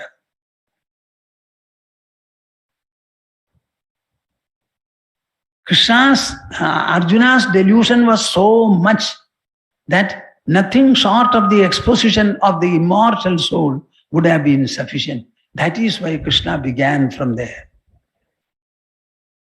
He was asking Arjuna to have the right identity in. What is it that you are saying I? The I is not the body, neither is it the mind, nor the intelligence and the ego, not at all the object. It is something entirely different. Our personality is a composite. In the composite personality, we have the body and the senses. They are made up of matter. They are inert. They cannot cause any experience at all, neither knowledge. They are inert. They are animated by the inner personality, the mind. And mind is an expression, a functional note of the soul. Just see, he makes a beautiful analysis. How to make it constantly ring in your minds and hearts. This is from the 3rd chapter, verse number 42. Indriyani paranyahu, indriyebhyah param manaha, manasastu para buddhi, yo buddhe paradastu saha. Every human should know this. The parents should sing this when the children are young. My dear child, you understand, you have a body. And in the body you have 5 senses, which alone reveal the world. The world does not reveal itself. It is our eyes that see. It is our ears that hear. It is our nose that smells. It is our tongue that tastes. It is our skin that touches. The world cannot see, touch, taste, smell. Nothing the world can do. It is dead matter, inert matter. So every experience is born of ourselves. No experience is begotten or caused by the world at all. When you see a tree, you are seeing the tree. With the help of the eyes, what happens? Our mind takes an imprint of the tree. That imprint is a mental imprint in the mind. That imprint alone is seen. No external object can enter our being at all. Understand, Arjuna? Your senses are interacting with the world. Our life is interaction alone. Early in the morning when you get up, it is interaction between the senses and the objects of the world. In this interactional process, the senses are superior to the objects of the world. The senses are superior to the objects of the world. A small pair of eyes glimpse a huge tree, mountain and sky. Tell you what is the potential of the eye and the mind then. Superior to the senses is the mind. Superior to the mind is the intelligence. And still superior is the eye. Shall I jump and dance? Are you hearing me? Everything in your personality is superior to this extensive world. Your senses are superior. Mind is still more so. Intelligence is still superior. And superior than all the others is the I. The I. What is this I? It is the witness. Witness. All the others are witnessed. Witnessed. The witness can never become the witnessed. And the witnessed can never become the witness. So what are you? You are the witness. You are the witness of what? Everything that you do. Everything that you experience, everything that you think, everything that you memorize, whatever you do, whatever you speak, whatever you think, whatever you understand. When you are suffering, you are the witness of the suffering. When you are enjoying, you are the witness of the enjoyment. When you are thinking, you witness the thinking. When you understand, you are the witness of understanding. When you sleep, you are the witness of sleep. That is why you get up and say, I slept. I slept. When you are sleeping, you are not associated with anything. You don't have the body, mind, intelligence, ego, or the world. I slept by myself. Sleeping is an intransitive word, doesn't imply an object. That I is the witness. Witness. Witness. Witness. Witness. So Arjuna, you have to do nothing. You are the witness. You are the witness. Drop your delusion. Become illumined. Remain stable. Remain composed. Remain steady. Have Himalayan confidence. Mount Meru, stability. The world can do nothing to you, but you can do everything towards the world. Your life is a contribution to the enrichment of the world. You need nothing from the world. Start giving, giving, giving, not take at all. We don't want. Our mind is full, our intelligence is full, our soul is all the more so. Keeping the eye inside your body, what are you begging and running about? Arjuna, did you hear me? Krishna asked. Did you have the necessary attention and dedication? Arjuna said, my dear Krishna, I heard you well. I absorbed the message. I have understood. My delusion is gone. Ignorance has fled. My doubt has evaporated. I have restored my stability. I will take back my bow and arrow, fight if necessary a dozen or a score of Mahabharata wars. But you should be with me and guide me. My dear souls, this Bhagavad Gita is a dialogue between the enlightened intelligence and the deluded human mind. Krishna represents the enlightened intellect and Arjuna represents the deluded mind. It is a dialogue. For Arjuna, there was an actual warfare, battle. But for all of us, the battle is our life itself. Interaction with the world, in the domestic front, in the professional front, and in the large societal front. In all these, interactions are many, but the interacting subject, the individual, is the same. You interact with persons, places, and events. They may vary, but you are the same.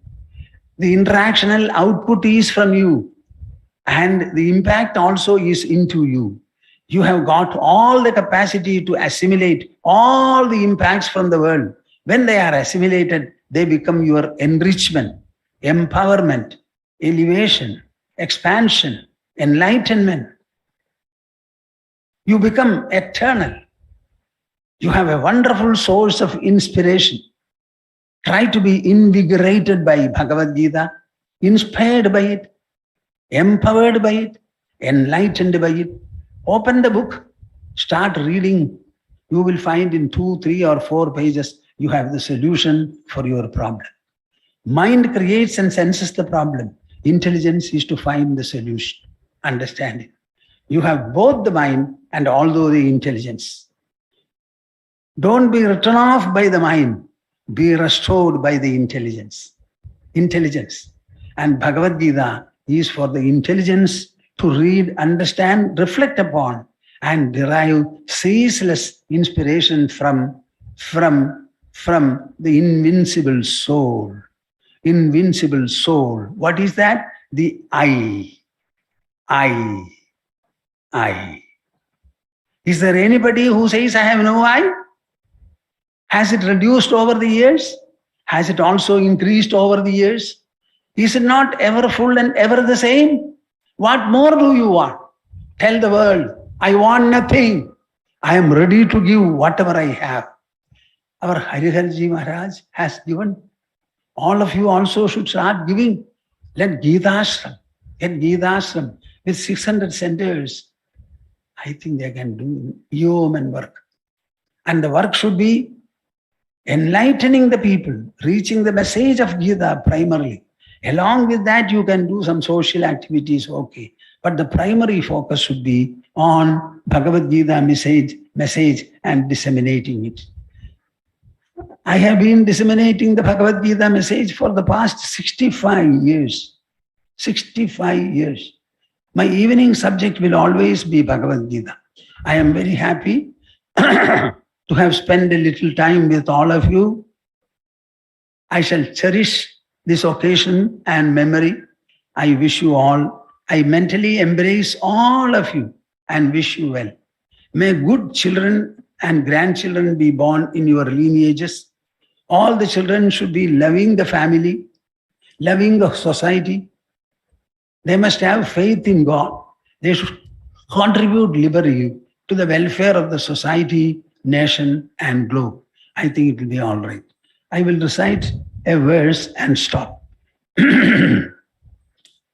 संवेद्यवर्जितमनुत्तममेघवाद्यं संवित्पदं विकलनं कलयन् महात्मन् हृद्येव तिष्ठ कलनारहितक्रियां तु कुर्वन् अकर्तृपदमेत्य शमोदितश्री कुर्वन् अकर्तृपदमेत्य शमोदितश्री Hari Hari.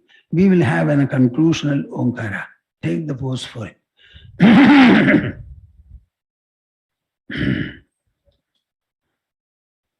Oh.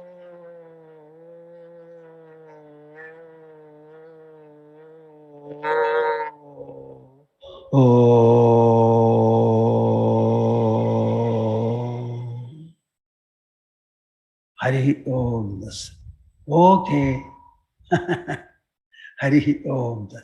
Jai Guru.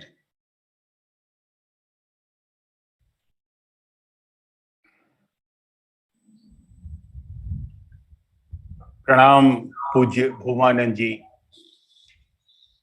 Swami ji, we are all so overwhelmed with your talk. It was so riveting. It was so revealing. It was so informative.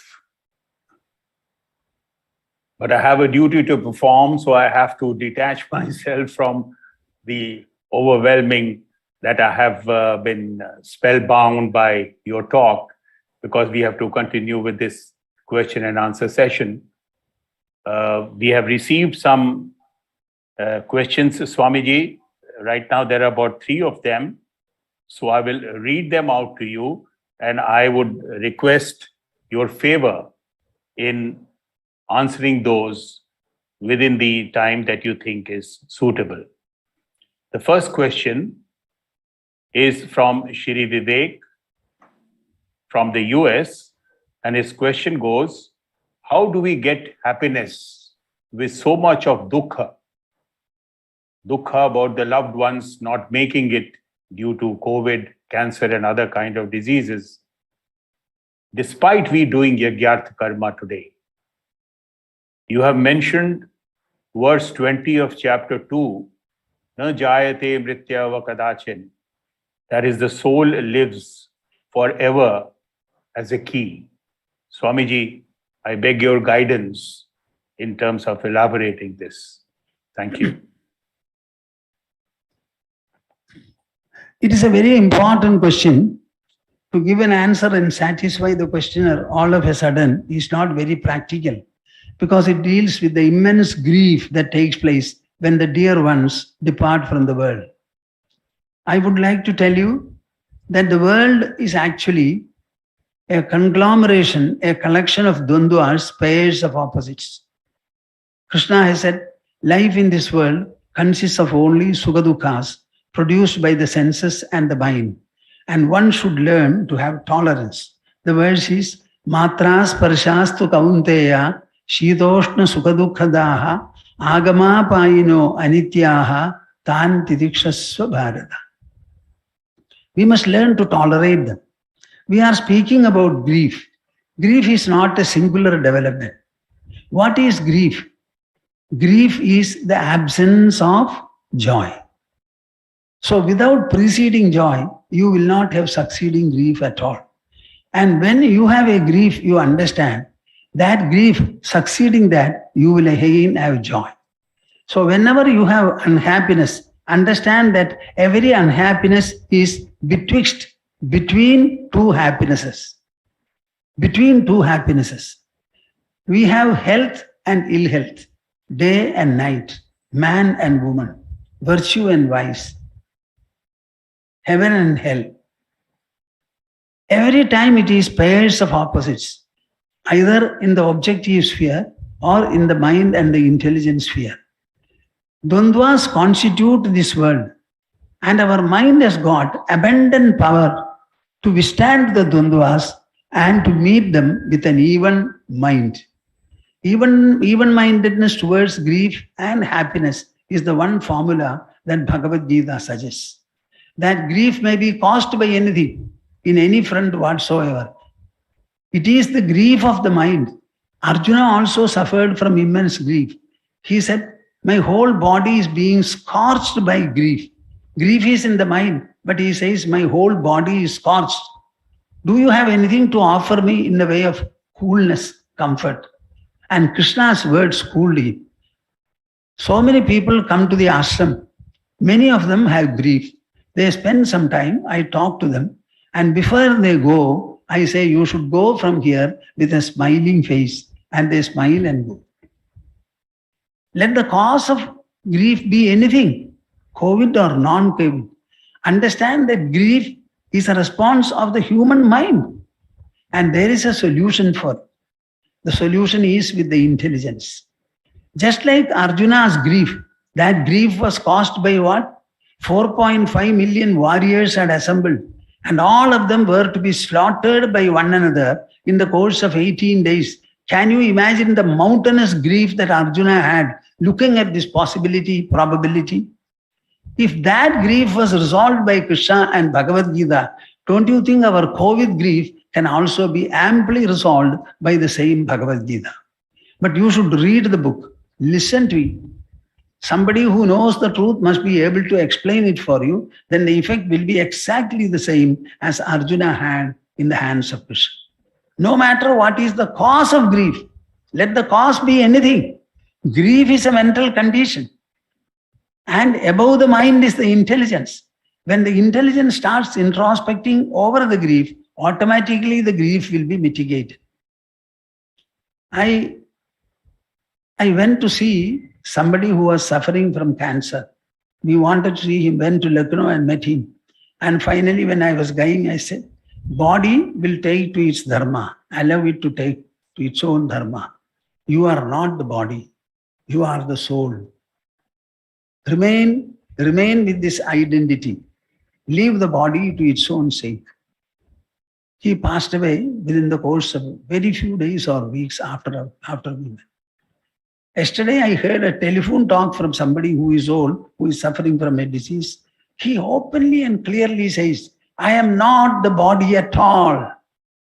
I am not the body, mind, intelligence, ego, and the world. I am the soul. Swamiji, with your blessings, I am able to understand this and have relief. A recorded voice was given to us. So this is possible, my dear seeker.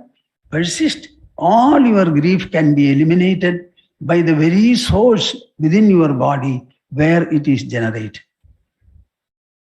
Thank you so much, Swamiji, for your kind answer. The next question is from Rajiv ji.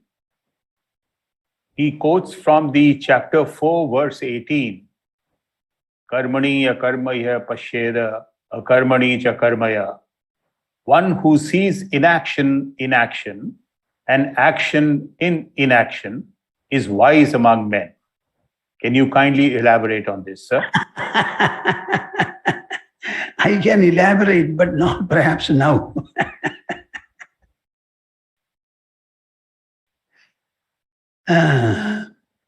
See,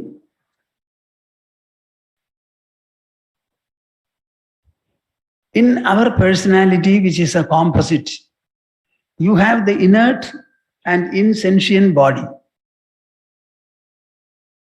This is gross and visible. This body remains only for 16 hours of the day.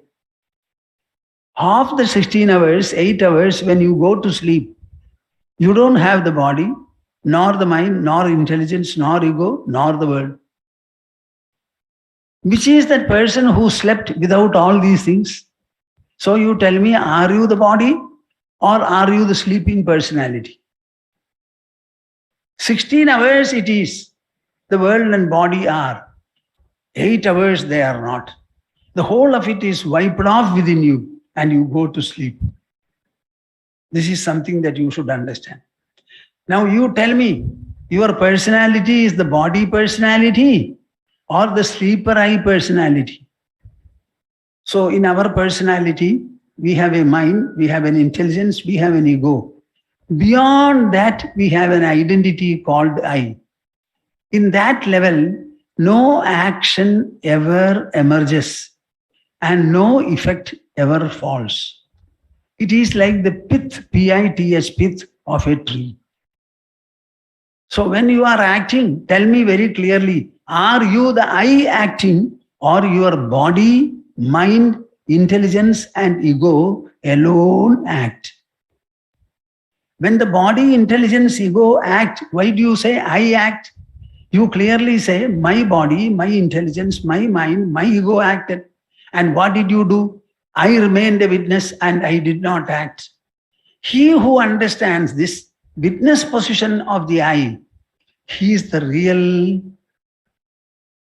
karmanya karmayah pashyet akarmani cha karmayah sabuddhiman manushyeshu. He is the really wise man amongst human beings. Sayuktaha Krishna karma Gurudev. And he is the all performer and doer. So who is the all performer and all doer? The one who knows the I as not acting at all. Everyone has such an I. The knower of truth knows it. Others do not know. That is the only difference. And everyone is the I, and the I is only a witness. It never becomes the witnessed, and no action is ever done by it, and no effect it ever suffers or enjoys. Because it is separate from and witnessing everything that goes on. This man is considered to be the most wise among human beings. Just see what a great statement Krishna has made. Every one of you has this I, and you can know it. Whether you will, I don't know. You can is an assurance that I can make as Krishna did. But whether you will, it is for you to decide and act. Okay. Swamiji, the last question is from Rasika, and it says, the Lord in chapter 6, verse 46 says that yogi is superior to ascetic, to a man of knowledge, to a man of action. Therefore, become a yogi. So her question is, I'm a little disappointed on listening to this because I keep up my learning. I believe in passionate action and doing it with all my buddhi and intelligence. And yet, I need to be a yogi to excel, to go beyond. How do I become a yogi, Swamiji? The entire Bhagavad Gita is an exposition of yoga. Entire Bhagavad Gita is an exposition of yoga.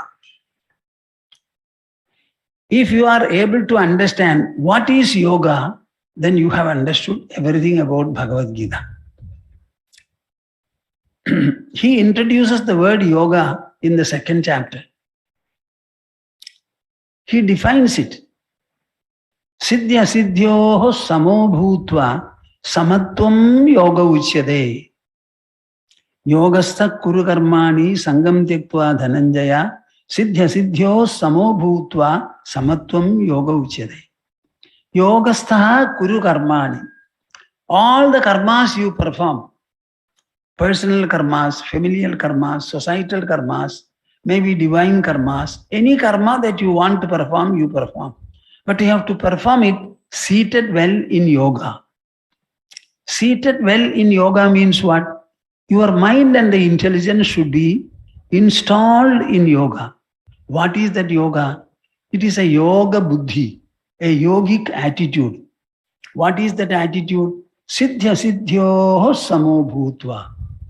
Whatever you do may attain the expected fruition or may not. You can only perform your action. So many factors are around you. Normally, any act well performed will bring about the full result. Very rarely it may happen otherwise. Then why are you concerned about your action? Do your actions well. Automatically the desired outcome will come. Very rarely it is otherwise. This part, to explain, I am not proceeding now. It takes time. Therefore, what should you do? Keep your mind free. What is that freedom? Siddhya siddhyoho samo bhutva.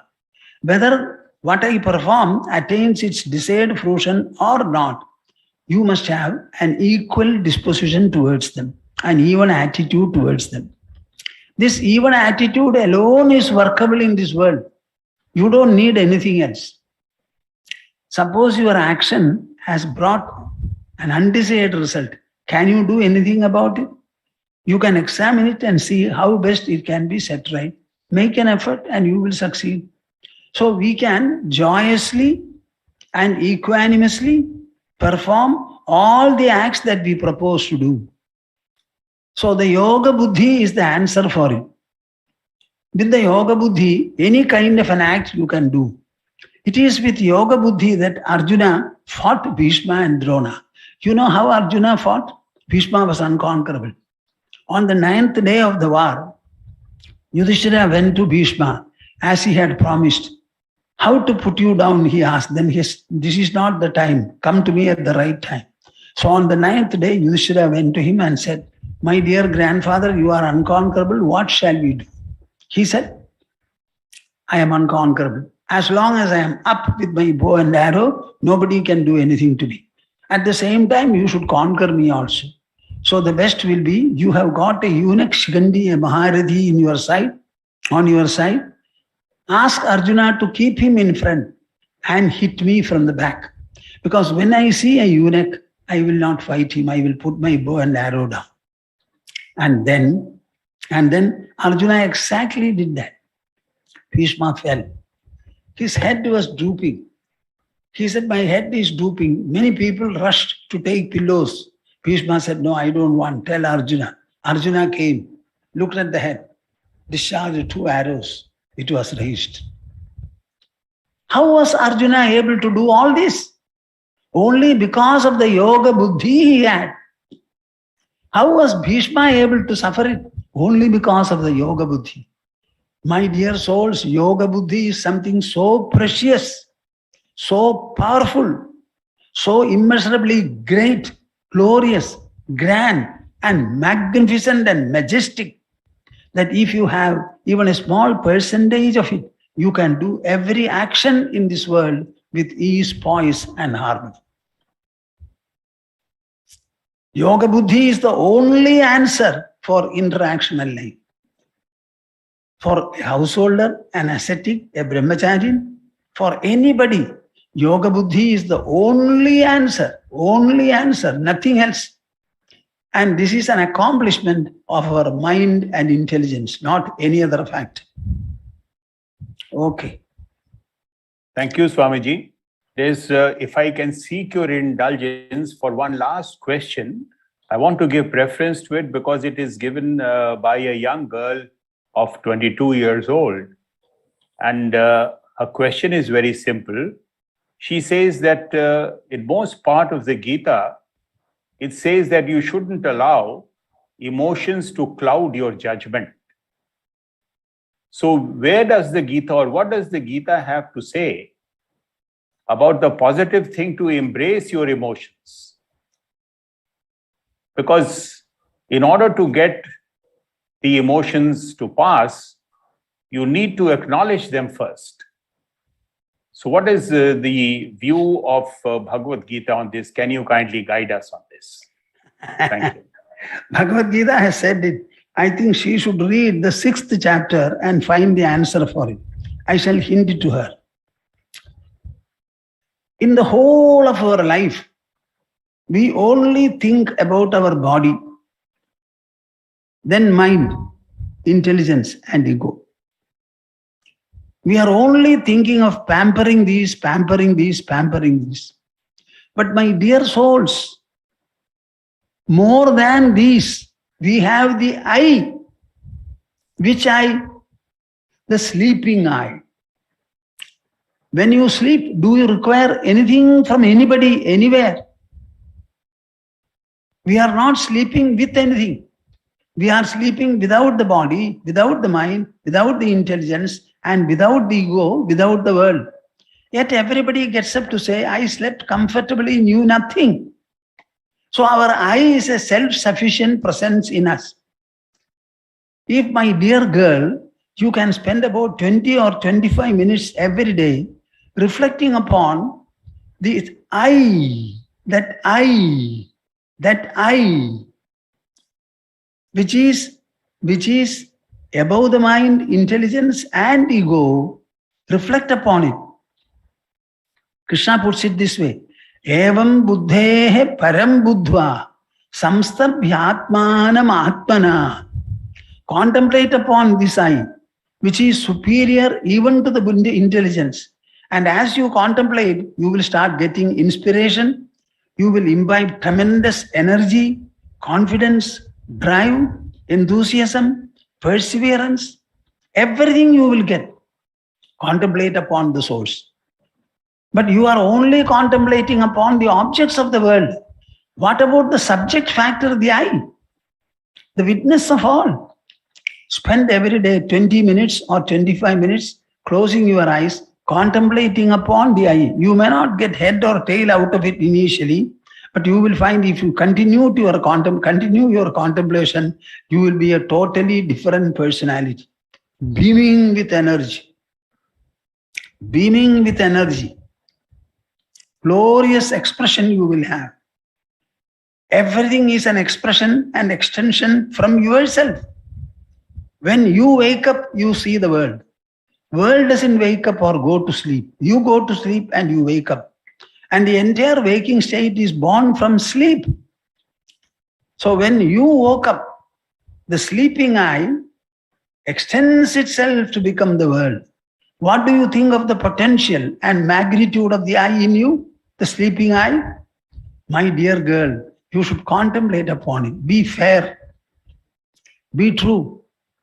Close your eyes and you can only think about, contemplate upon the I. This is what our Rigvedic Gayatri proposes to do. Dhiyo yo nah prajodaya bhargo devasya dhimahi bhargo devasya dhimahi dhiyo yo nah prajodaya. What a beautiful contemplation is this. Start doing it. Don't feel disappointed or doubtful. I wish you well. Keep in touch with me. If you have doubt, ask me. I will guide you again. Okay. Swamiji, thank you so much. There are a lot of inquisitive people, looks like, amongst our viewers, but we are budgeted by time. And hence, I would like to seek your permission to close this session of question and answer. Okay. And thank you, Swamiji, for showering your grace and enlightenment and enlightening us with your words of wisdom. We emerge from this enthralling session touched by your benevolence and purified with your tejas, grounded in years of tapa and yajna. May Lord Krishna continue to inspire you to keep cultivating communities, societies, and humanity at large with the Lord's teachings and bring about the transformation in the lives of many. I would now like to express my profound gratitude, sir, from a disciple to a master. Swamin namaste nataloka bandho karunya sindho patitam bhavabdho mamuddharatmiya katakshra drishtya rijvati karunya sudhavi vrishtya. Swamiji, with these folded hands of mine, I now pray you with folded hands to bless us all with your concluding message. Back to you, Swamiji. Any concluding message?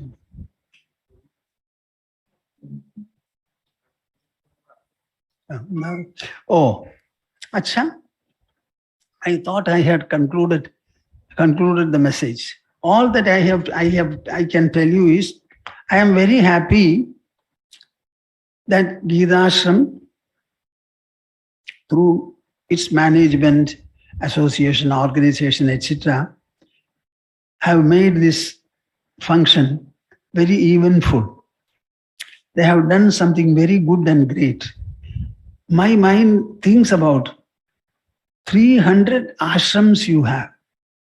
These 300 ashrams, if all of them are activated, and we try to put across the idea of Bhagavad Gita as a world message, I think the world will be immensely benefited. Immensely benefited. I don't know whether so many ashrams or branches or organizations are there for any other organization. I only wish that you should be active and the primary focus should be on Bhagavad Gita propagation. Get hold of such people who have lived the Bhagavad Gita, who can provide the inspiration from what Krishna said. It is something very magnetic, mesmerizing, invigorating, enlightening, empowering, elevating, expanding. It's all this. Everything is targeted towards the mind and the intelligence of man. The deluded and distressed mind, the intelligence is awakened, aroused and enlightened. Automatically, like mist before the sunrise, all the delusion, fear and weakness drop from the mind. And a person has clarity, confidence, courage. He is not deluded by the body anymore. So many people have been born and they have all gone. We will also go one day. Till the body drops, let us do the best for the sake of the world, for the sake of the society. May the Spirit inspire all of you, and may your ashrams become far more vibrant, and let the whole society, human society, the world over, be benefited by your efforts. I wish you whatever help you feel that we can give. If you ask me, I think we will be able to provide. What can we do? We can only do something like this, that we are prepared to do.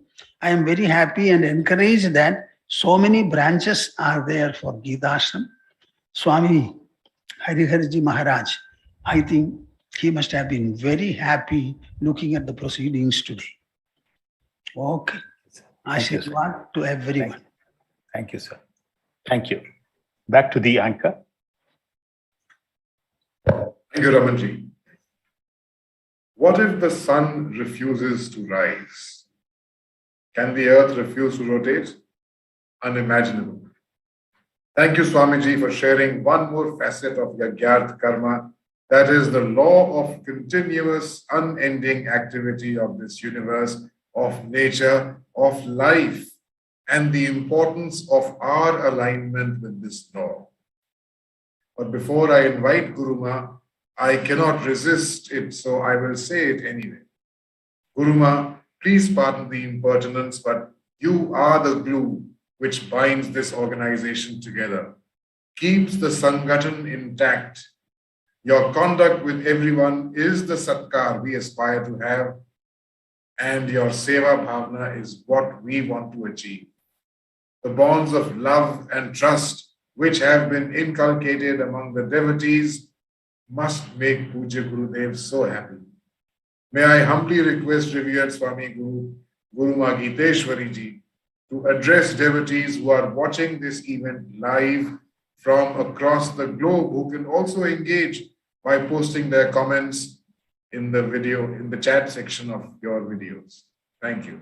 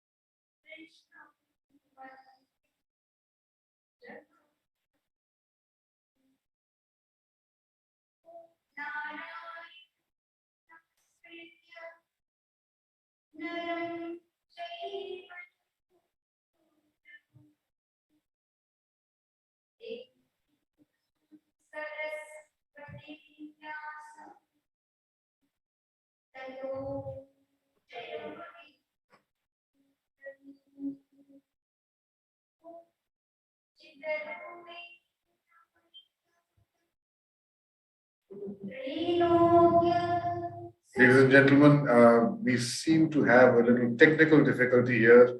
Please bear with us for the next couple of minutes while our technical team tries to fix it. Thank you.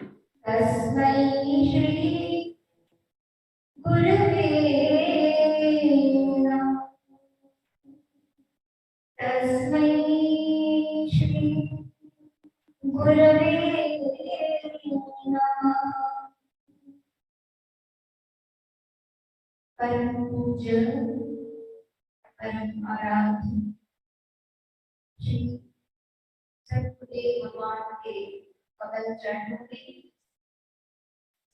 इस सेविका का और हम सबका अनंत कोटि साष्टांग प्रणाम है।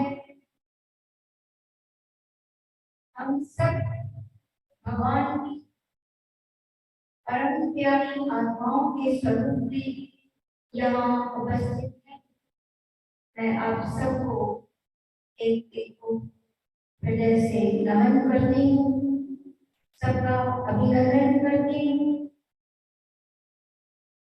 आज हम अपने प्यारे सद्गुरुदेव भगवान का 124वां प्राकट्य दिवस मना रहे हैं।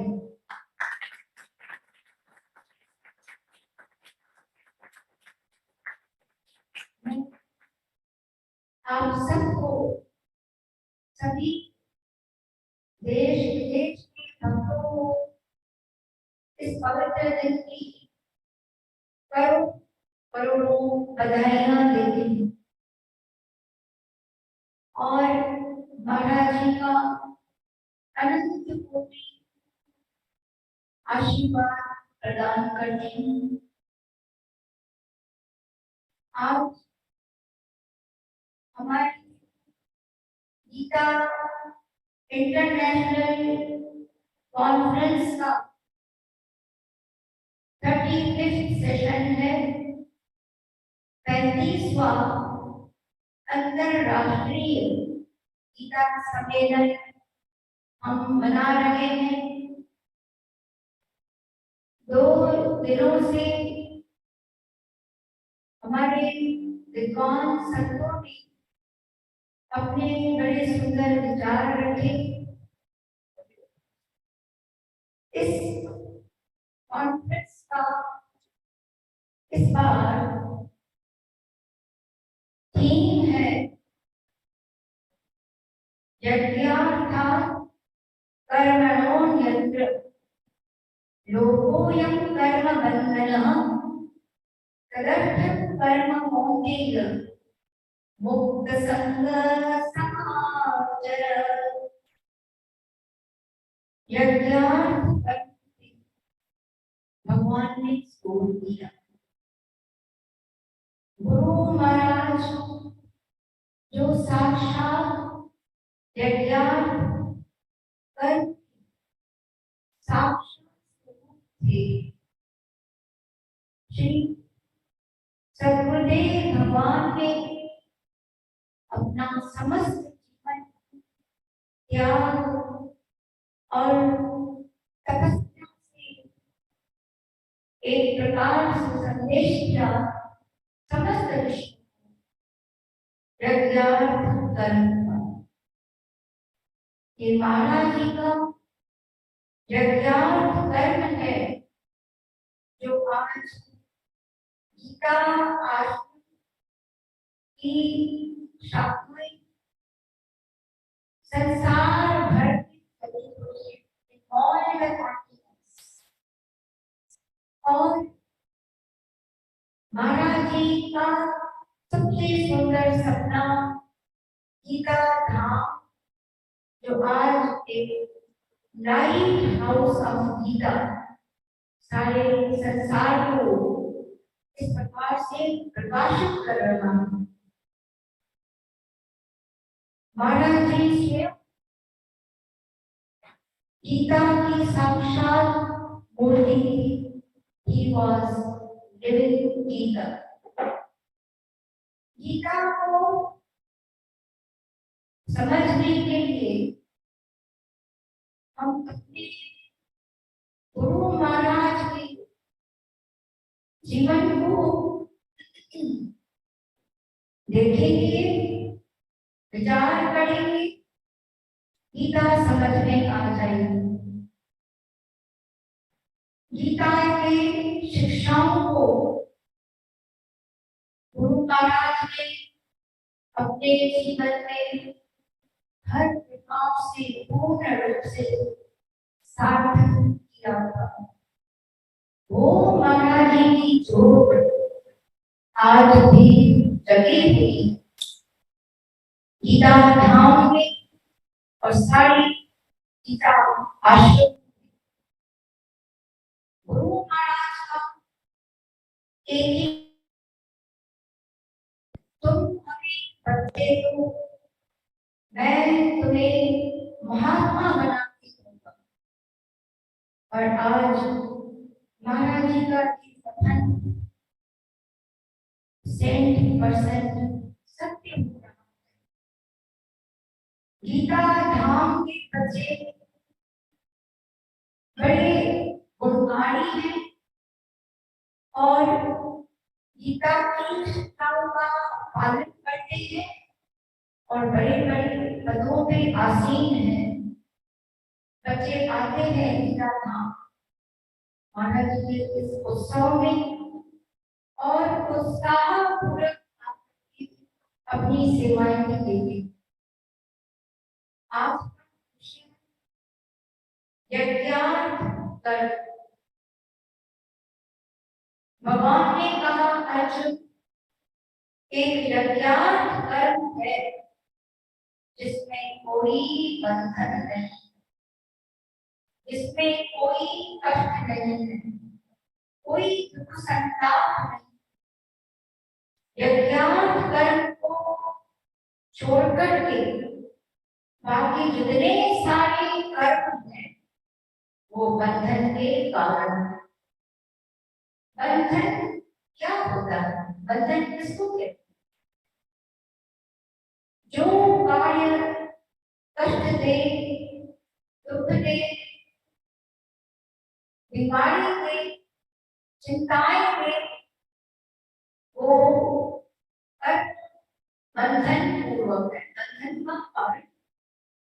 परंतु अर्जुन, तुम आसक्ति रहित होकर के सारे कर्म करो, समता पूर्वक करो, सारे बंधनों से मुक्त हो जाओ। यज्ञार्थ कर्म को हम कैसे समझें? 3 बातों को समझना होगा। एक तो कर्म, कर्म किसे कहते हैं?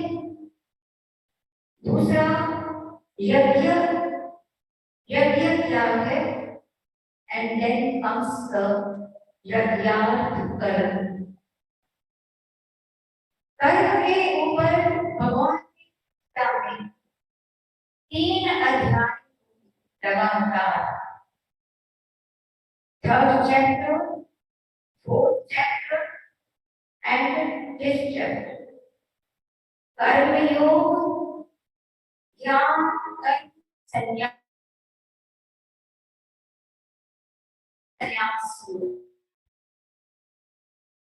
भगवान ने कहा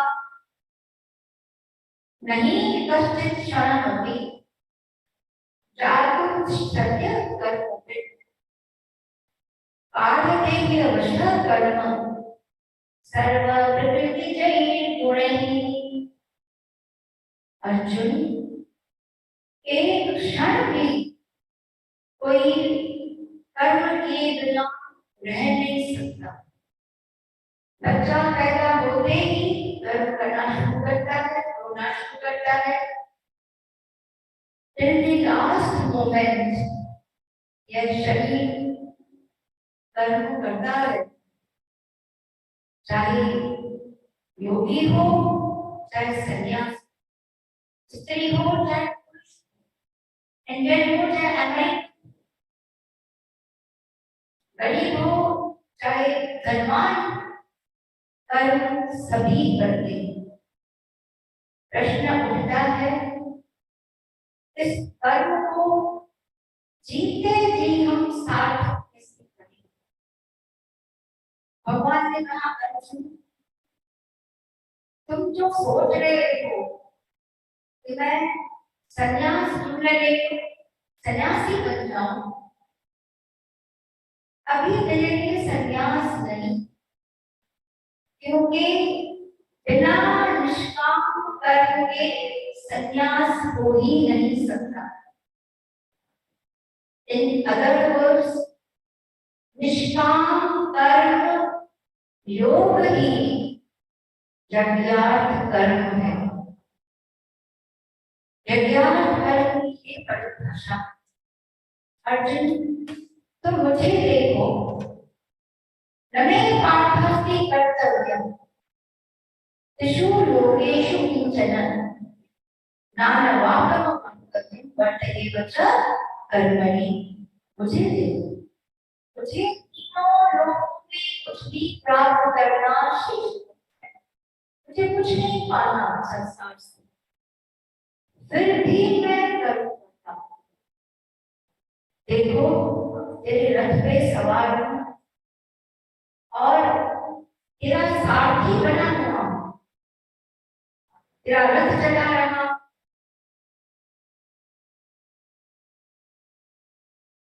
छोटी छोटी सेवाएं भगवान,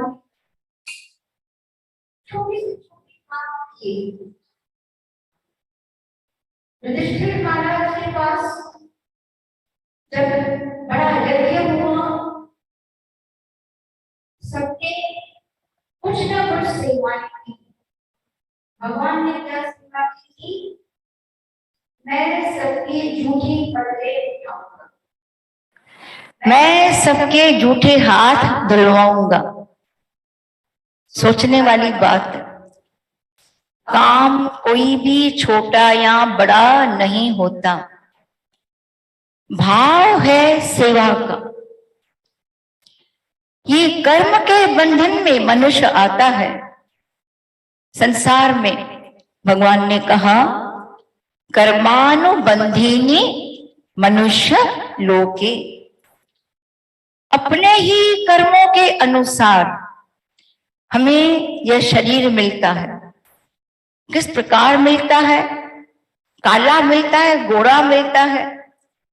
किस परिवार में हम जन्म लेते हैं, किस स्कूल में हम पढ़ाई करते हैं, कैसे माता पिता हमको मिलते हैं, एक एक बात अपने कर्मों पे डिपेंड करती है। भगवान ने कहा, इदं शरीरम कौन्तेय क्षेत्रमित्य विधीयते, एतद्यो वेति तं प्राहु क्षेत्रज्ञ इति तद्विदः। अर्जुन, यह शरीर खेत है। इस खेत में जैसा बीज डालोगे वैसी फसल मिलेगी। चना बोओगे तो चना मिलेगा, चावल का बीज डालोगे चावल मिलेंगे।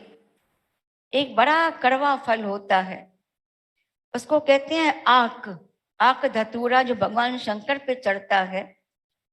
आक को अगर बीज आक का डालेंगे, आम नहीं मिलेगा।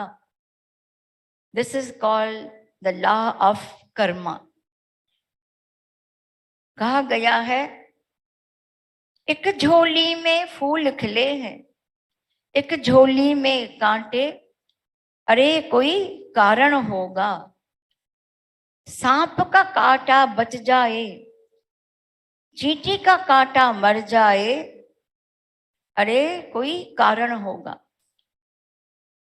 तेरे बस में कुछ भी नहीं है, वो तो बांटने वाला बांटे, अरे कोई कारण होगा।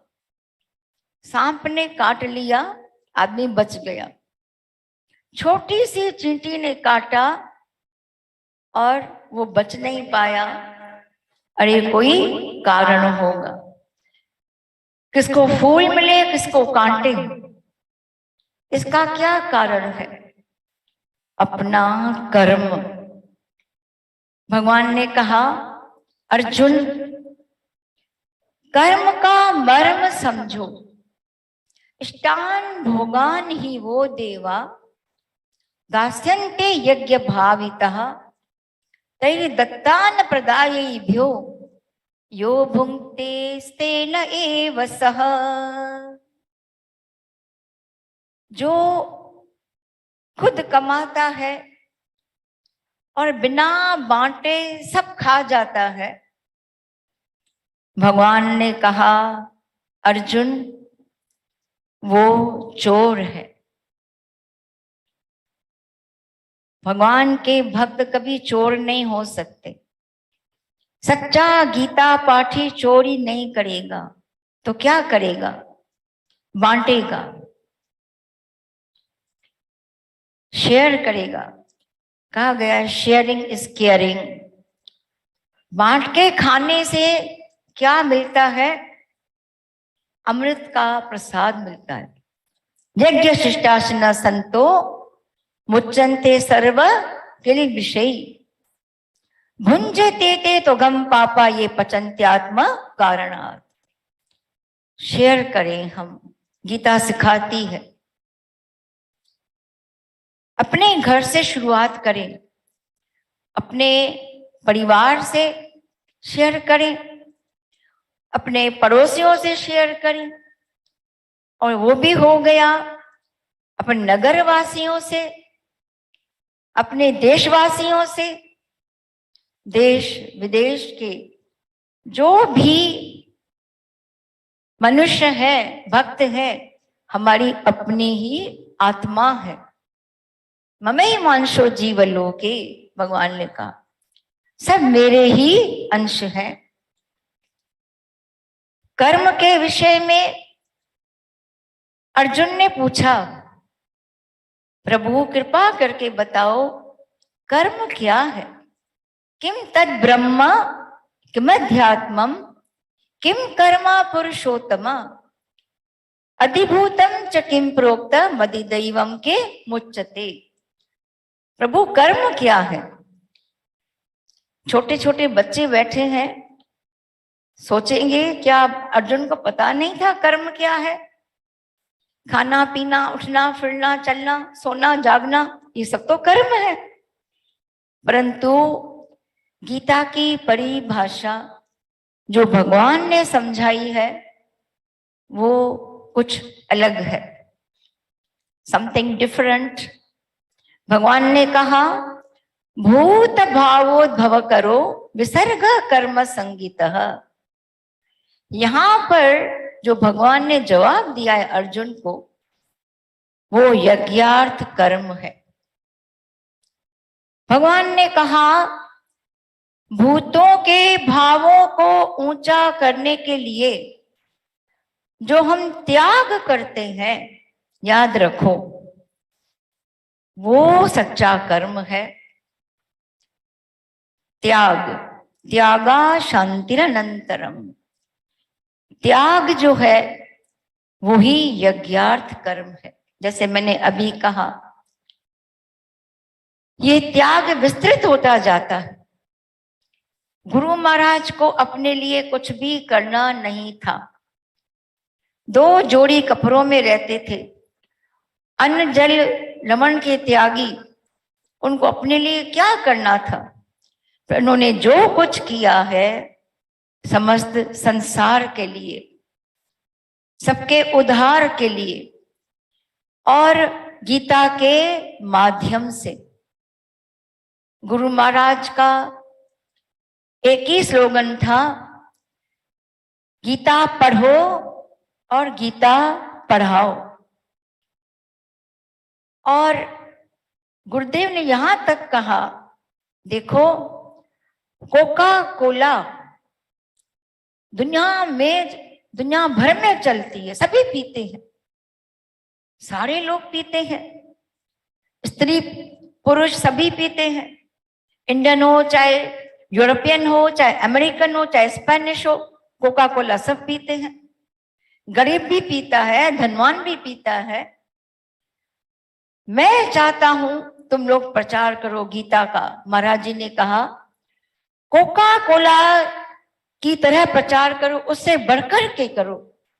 हमारी गीता भगवान का दिया हुआ अमर उपदेश, अमृत जो है, कोका कोला से कम नहीं है। सबके घर में कोका कोला है। और गुरु महाराज ने कहा घर घर में गीता पहुंचाओ, हर घर को गीता आश्रम बनाओ, हर दिल को गीता आश्रम बनाओ। और महाराज जी ने समस्त जीवन इसी कार्य के लिए ही अपना समर्पित किया। यही गुरुदेव भगवान का यज्ञ था, महायज्ञ।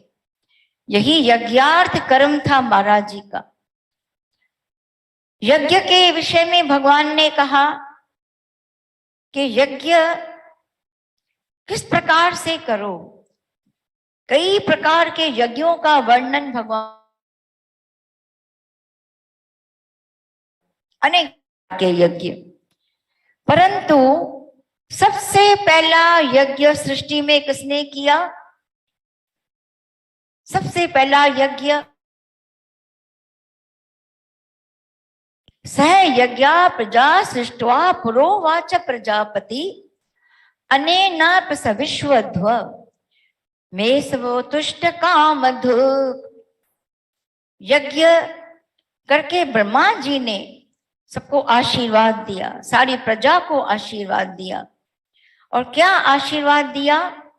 देवान भावयता ने न ते देवा भावयन्तु वह परस्परम भावयन्त श्रेय परम वाप्स्यथ। तुम देवताओं को उन्नत करो और बदले में देवता तुम्हारी सब मनोकामनाओं को पूर्ण करेंगे। ये परस्पर भाव हमारा बनते रहना चाहिए, देवताओं के और मनुष्यों के बीच में, और पृथ्वी लोक में भी हर प्राणी दूसरे प्राणी के साथ परस्पर भाव। बॉस हो चाहे एम्प्लॉय हो, हस्बैंड हो चाहे वाइफ हो, बच्चा हो चाहे पेरेंट हो, परस्परम भावयंत। गीता हमको सिखाती है परस्पर प्रेम भाव से। यह जीवन कितना बड़ा है कितना छोटा है किसको कोई पता नहीं है। जितना जीवन संसार में एक इंसान जिए पूर्ण रूप से, देवता भी लालायित हो उठे और भगवान का पूर्ण आशीर्वाद मिले। ये परस्पर भाव है, यज्ञ का भाव। भगवान ने कहा यज्ञ इस प्रकार से करो कि यज्ञ में कोई मन में आशा न हो, कोई आकांक्षा न हो। वो यज्ञ यज्ञार्थ कर्म है, निष्काम भाव से कर्म। तो जैसे मैंने पहले कहा, निष्काम भाव ही यज्ञार्थ कर्म है। अनाश्रित कर्म फलम कार्यम कर्म करोति यह सन्यासी च योगी च न निरग्निर्न चाक्रियः। सच्चा सन्यासी भी वही है जो निष्काम भाव से कर्म करे, न सिर्फ अग्नि का त्यागी। अर्जुन, तुम चाहते हो और कह रहे हो कि मैं संन्यास क्यों न ले लूं, भिक्षा करके खा लूंगा, परंतु पाप कर्म नहीं करूंगा। अर्जुन, जब तक तुम यज्ञार्थ कर्म में नहीं आओगे, निष्काम कर्म में नहीं पहुंचोगे, तब तक सन्यास तुम्हारा बहुत दूर है, तुम सोच भी नहीं सकते। इसलिए तुम्हारे लिए कर्तव्य कर्म ही तुम्हारा यज्ञार्थ कर्म है। कर्तव्य कर्म करो बिना किसी फल की इच्छा के। तो हर यज्ञ में, यज्ञ को पूर्ण करने में एक सेवा भाव होता है, सत्कार होता है, संगठन होता है। जीवन बनाने के लिए सेवा, सुमिरन, सत्संग, ये 3 और फैक्टर्स हैं जो जीवन को सफल बना देते हैं। सात्विक कर्म, जिसकी व्याख्या भगवान ने करी 18वें अध्याय में, उस सात्विक कर्म में यज्ञार्थ कर्म क्या है? कहा गया है, यज्ञो वै विष्णु। भगवान विष्णु स्वयं साक्षात यज्ञार्थ कर्म के प्रतीक हैं, जिनसे प्रेरणा पाकर के प्रकृति का पुर्जा पुर्जा, कुदरत का कण कण जो है यज्ञार्थ कर्म में लगा हुआ है। सूर्य नारायण से देखें, सूर्य नारायण निष्काम भाव से सबके ऊपर अपना प्रकाश डालते हैं। चाहे जल चढ़ाओ, चाहे दूध चढ़ाओ, चाहे कुछ भी मत चढ़ाओ, पर सूर्य नारायण साक्षात समता के स्वरूप होकर के सबको समान रूप से प्रकाशित कर रहे हैं।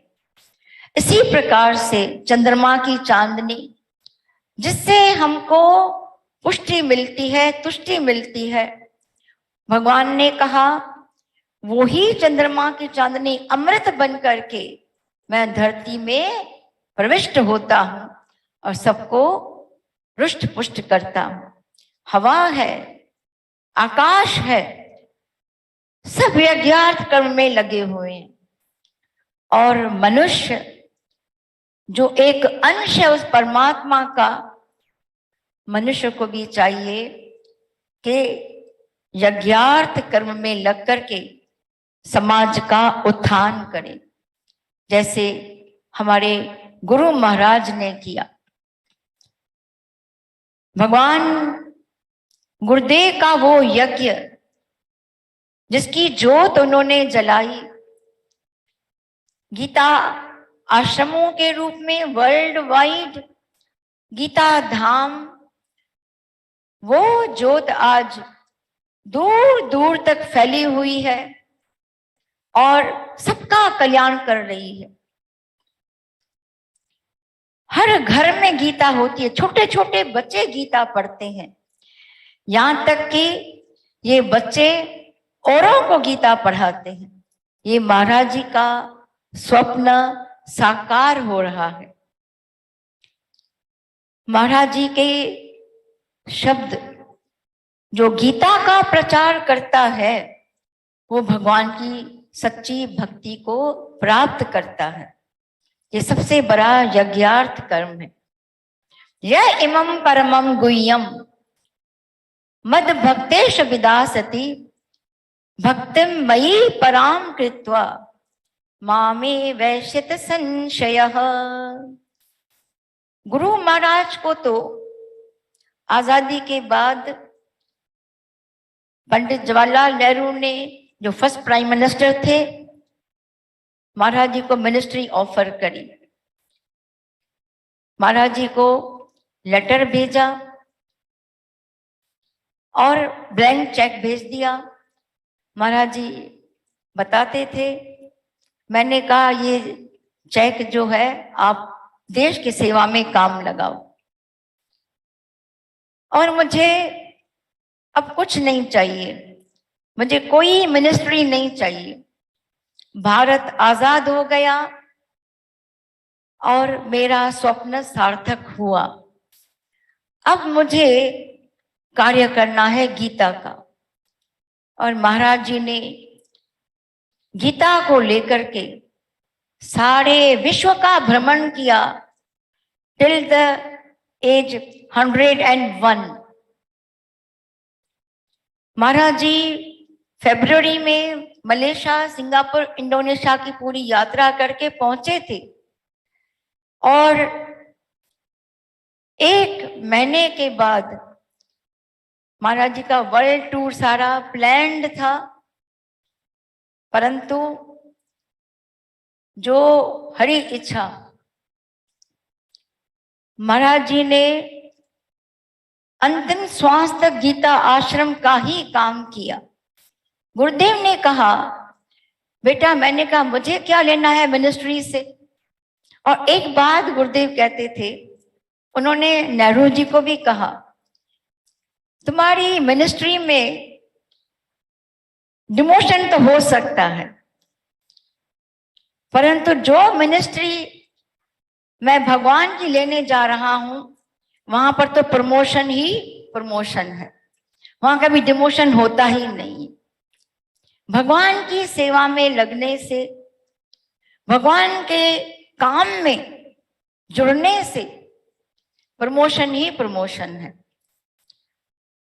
कई लोग अक्सर ये सवाल पूछते हैं कि अच्छे लोगों के ऊपर कष्ट क्यों आते हैं। देखा गया है संतों के ऊपर और साधुओं के ऊपर और अच्छे इंसानों के ऊपर बड़े कष्ट आते हैं। तो मुझे महाराज जी की बात याद आई।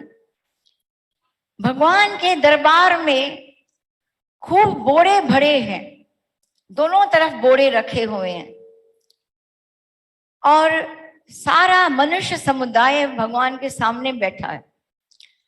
भगवान ने कहा सबको, ये मेरे पास बोरे हैं, एक सुखों के और एक दुखों के। एक तरफ सुखों के बोरे हैं, एक तरफ दुखों के बोरे हैं, कष्टों के।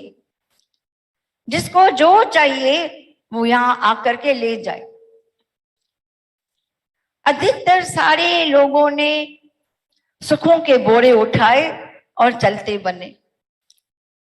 कुछ ही ऐसी आत्माएं थी, पवित्र आत्माएं थी, भगवान के भक्त थे, जिन्होंने दुखों वाले बोरे उठाए।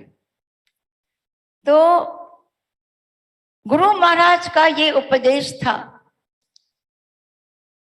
कि जितने ये संत साधु हैं और अच्छे लोग हैं, गुणवान हैं, इन्होंने तो दुखों के बोरे उठा करके भगवान का बोझ हल्का किया था। भगवान का बोझ हल्का करने का क्या अर्थ है? अगर भगवान को तुम मदद करोगे उस बोझ को उठाने में, भगवान तुम्हारे सारे बोझ हल्के करेंगे। यही सच्चा यज्ञार्थ कर्म है। सुख तो सभी चाहते हैं, दुख कोई नहीं चाहता, पर हमने अपने जीवन में कई वर्षों तक गुरु महाराज को देखा, दूसरों के दुखों को अपने ऊपर लेते थे। मेरे पास अभी टाइम नहीं है, कभी मौका मिलेगा मैं आपको बताऊंगी किस तरह महाराज जी सबके कष्टों को हल्का करते थे, अपने ऊपर लेते थे। महाराज जी की एक ही शिक्षा है, अगर हम उसको अपने जीवन में धारण करें, बस यही है, खुद भी गीता पढ़ो, औरों को गीता पढ़ाओ। समय मेरा काफी हो चुका है, परंतु गुरु महाराज का उपदेश हम जीवन में धारण करेंगे, चाहे थोड़ा सा करें।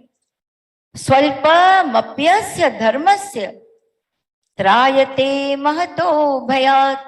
थोड़ा सा भी गीता का आचरण जीवन में करने से हमारे बड़े से बड़े भय की मुक्ति हो जाएगी। ये 3 दिनों की कॉन्फ्रेंस हमारे गीता धाम के ट्रस्टियों ने और साथ में और भी बच्चों ने मिलकर के हर तरह से, मैं अगर एक नाम भी किसी का लेती हूं तो औरों के साथ बेइंसाफी हो जाएगी, इसलिए मैं किसी का नाम नहीं लूंगी, परंतु सबने भरसक मेहनत करी है, परिश्रम किया है और यज्ञार्थ कर्म को सिद्ध किया है। यही यज्ञार्थ कर्म है, क्योंकि बोलना एक चीज होती है, करना अलग होता है। और हमारे भाई बहनों ने, बच्चों ने, ट्रस्टीज ने और हमारी गवर्निंग बॉडी के मेंबर्स ने, सबने बहुत मेहनत करी है, महाराज जी का आशीर्वाद प्राप्त किया है। एक बात कहूंगी, कल प्रातःकाल हमारे पास संपूर्ण गीता यज्ञ सुबह 7:30 बजे प्रारंभ होगा। यज्ञ के बाद तुरंत हम इस मंदिर में आएंगे और यहाँ पर फूलों की होली खेली जाएगी हर वर्ष के भांति, और उसके बाद भी जो प्रोग्राम है आपको बताया जाएगा। हर सैटरडे को शाम को सत्संग होता है, शाम को 7 बजे से 8 बजे तक इंडिया टाइम से। कल भी सत्संग होगा। मैं वैसे 2-3 दिन पहले आपको लिंक भेज देती हूँ, इस बार मैंने नहीं भेजा, पर्पसली नहीं भेजा, ताकि कहीं आप वो लिंक इससे कंफ्यूज न कर दें। ये प्रोग्राम हमारा वर्ल्ड वाइड चल रहा है। कोरोना के इस पीरियड में कुछ फायदे भी हुए हैं, कुछ नुकसान तो हुए हैं, पर फायदे भी बहुत हुए हैं कि आज हजारों लोग महाराज जी का यह उत्सव मना रहे हैं, बड़ी श्रद्धा पूर्वक, उत्साह पूर्वक मना रहे हैं। तो मैं आपको बता रही थी, कल शाम का सत्संग 7 से 8 बजे होगा। सैटरडे सत्संग from 7 to 8 PM India time. Link मैं आपको भेजूंगी हवन के बाद। जब हवन, फूलों की होली सब हो चुकेगी, when the whole program is over, then I will send you the link for Saturday satsang. मैं इन्हीं शब्दों से गुरु महाराज जी के कमल चरणों में बारंबार नतमस्तक प्रणाम करते हुए आप सबके लिए, समस्त संसार के, विश्व के लिए मैं आशीर्वाद मांगती हूँ, और महाराज जी का वो आशीर्वाद सारे विश्व में व्याप्त हो जाए, यही मेरी हार्दिक प्रार्थना है। ओम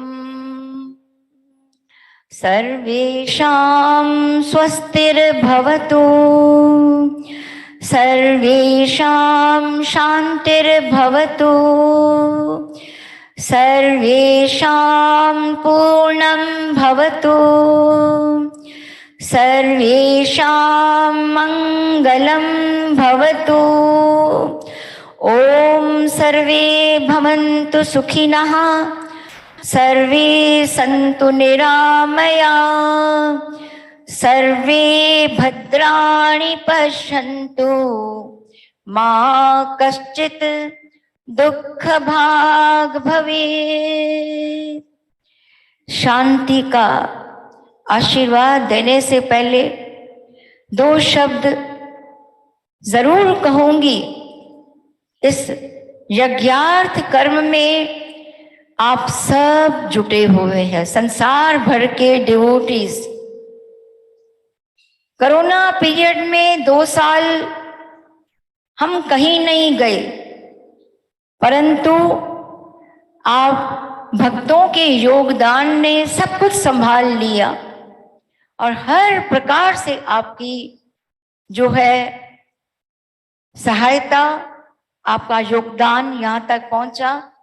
तो आप भी यज्ञार्थ कर्म में लगे हुए हैं और आप सब यज्ञार्थ कर्म के प्रतीक हैं।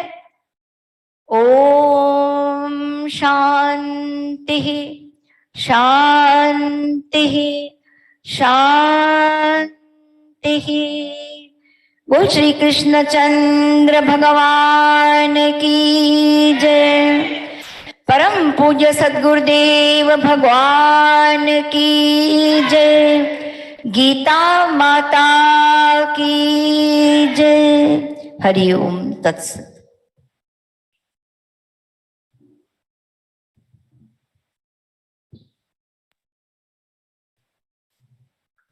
बहुत बहुत धन्यवाद गुरु माँ जी। आपने तो गुरु महाराज के प्रतीक में एक यज्ञार्थ कर्मी, एक योगी के सानिध्य में रहकर यज्ञार्थ कर्म को महसूस किया है। और मैं समझता हूं कि इतने वर्ष जो आपने यज्ञार्थ कर्मी की सेवा में लगाए, ये यज्ञार्थ कर्म आप में भी घुल गया है। गुरु माँ जी, the way you have been demonstrating an example of selfless karma has been exemplary for most of us. Whenever you speak, you echo the Gita commentary of our Gurudev, because this Gita has dissolved in you through the lotus lips and Ashirwad of Gurudev. We are so lucky. In every sense, you are a mother with your abundant love and affection for all of us. And you keep the organization rooted in the prescriptions that our revered Gurudev laid down. Your deep commitment, your tireless seva, and your motherly interface inspires us to keep holding aloft the flag of the march of Gurudev's mission. We pray for your good health and longevity and hope that we shall have the showering of this affection and love for many more years of our lives. Gurudev की कृपा से, गुरु माँ की energy, गुरु माँ का commitment, गुरु माँ की dedication हम सबके लिए बहुत ही सराहनीय है। तो आज के गुरु माँ जी के इस प्रवचन के बाद हम लोगों ने अपने चारों स्वामी के प्रवचन सुनने का हम लोगों को फायदा मिला। उसके लिए मैं सब स्वामी का आभार प्रकट करता हूं। We generally have at the end of the second day concluding remarks from the president of the Gita Ashram, but he is unable to be present due to unavoidable reasons, and I'm standing in for him. So over the last 2 days, we had the good fortune to listen to 3 eminent scholars and our Guru Ma on the subject of Yajñarth Karma. There would be many several takeaways, and I'm sure most of us will have something to work to assure ourselves of a more enriching journey for our lives. I must take this opportunity to express my gratitude to all my colleagues on the trust board for their support, especially our General Secretary Anil ji, Trustee Rajiv ji, Joshi ji, Vivek ji. My special thanks to my young core team, who, as I said before, have actually performed Yagyarth Karma. It is Gurudev's grace that this group is emerging from the third generation of Gurudev's devotees. So shall we say that the future of our Sanstha is assured? And I'm sure that many third generation, next gen as we call them, amongst our devotee families would be inspired to come forward and take the mantle of taking this mission forward. Above all, my gratitude and a million thanks to you viewers for having come in hundreds to support us with your involved viewership. I was told that the logins were about 654, and I believe that the viewership must be a couple of thousand. So I think this has been a well-attended program, and I wish that this attention is garnered a lot more with the improvements that we are able to make in the program. I must apologize, Guru Maji, to you for the sound aberration that occurred for about 12 minutes. It was a technical snag which we were able to put right after about 12 minutes of your talk. So our apologies for that. So, ladies and gentlemen, divine souls in the form of Guru Bhais and Guru Bahens, I look forward to your continued patronage to persevere with the growth of Gurudev's mission. With this, I hand you back to the anchor. Thank you. Thank you, Ramanji. Yagyarth Karma also includes spreading Gita's wisdom by engaging with our friends and family, by inviting them to Gita Ashram. Guruma, your pravachan is a reminder to make our vow to Gurudev even more resolute. Thank you for enlightening us with your wisdom.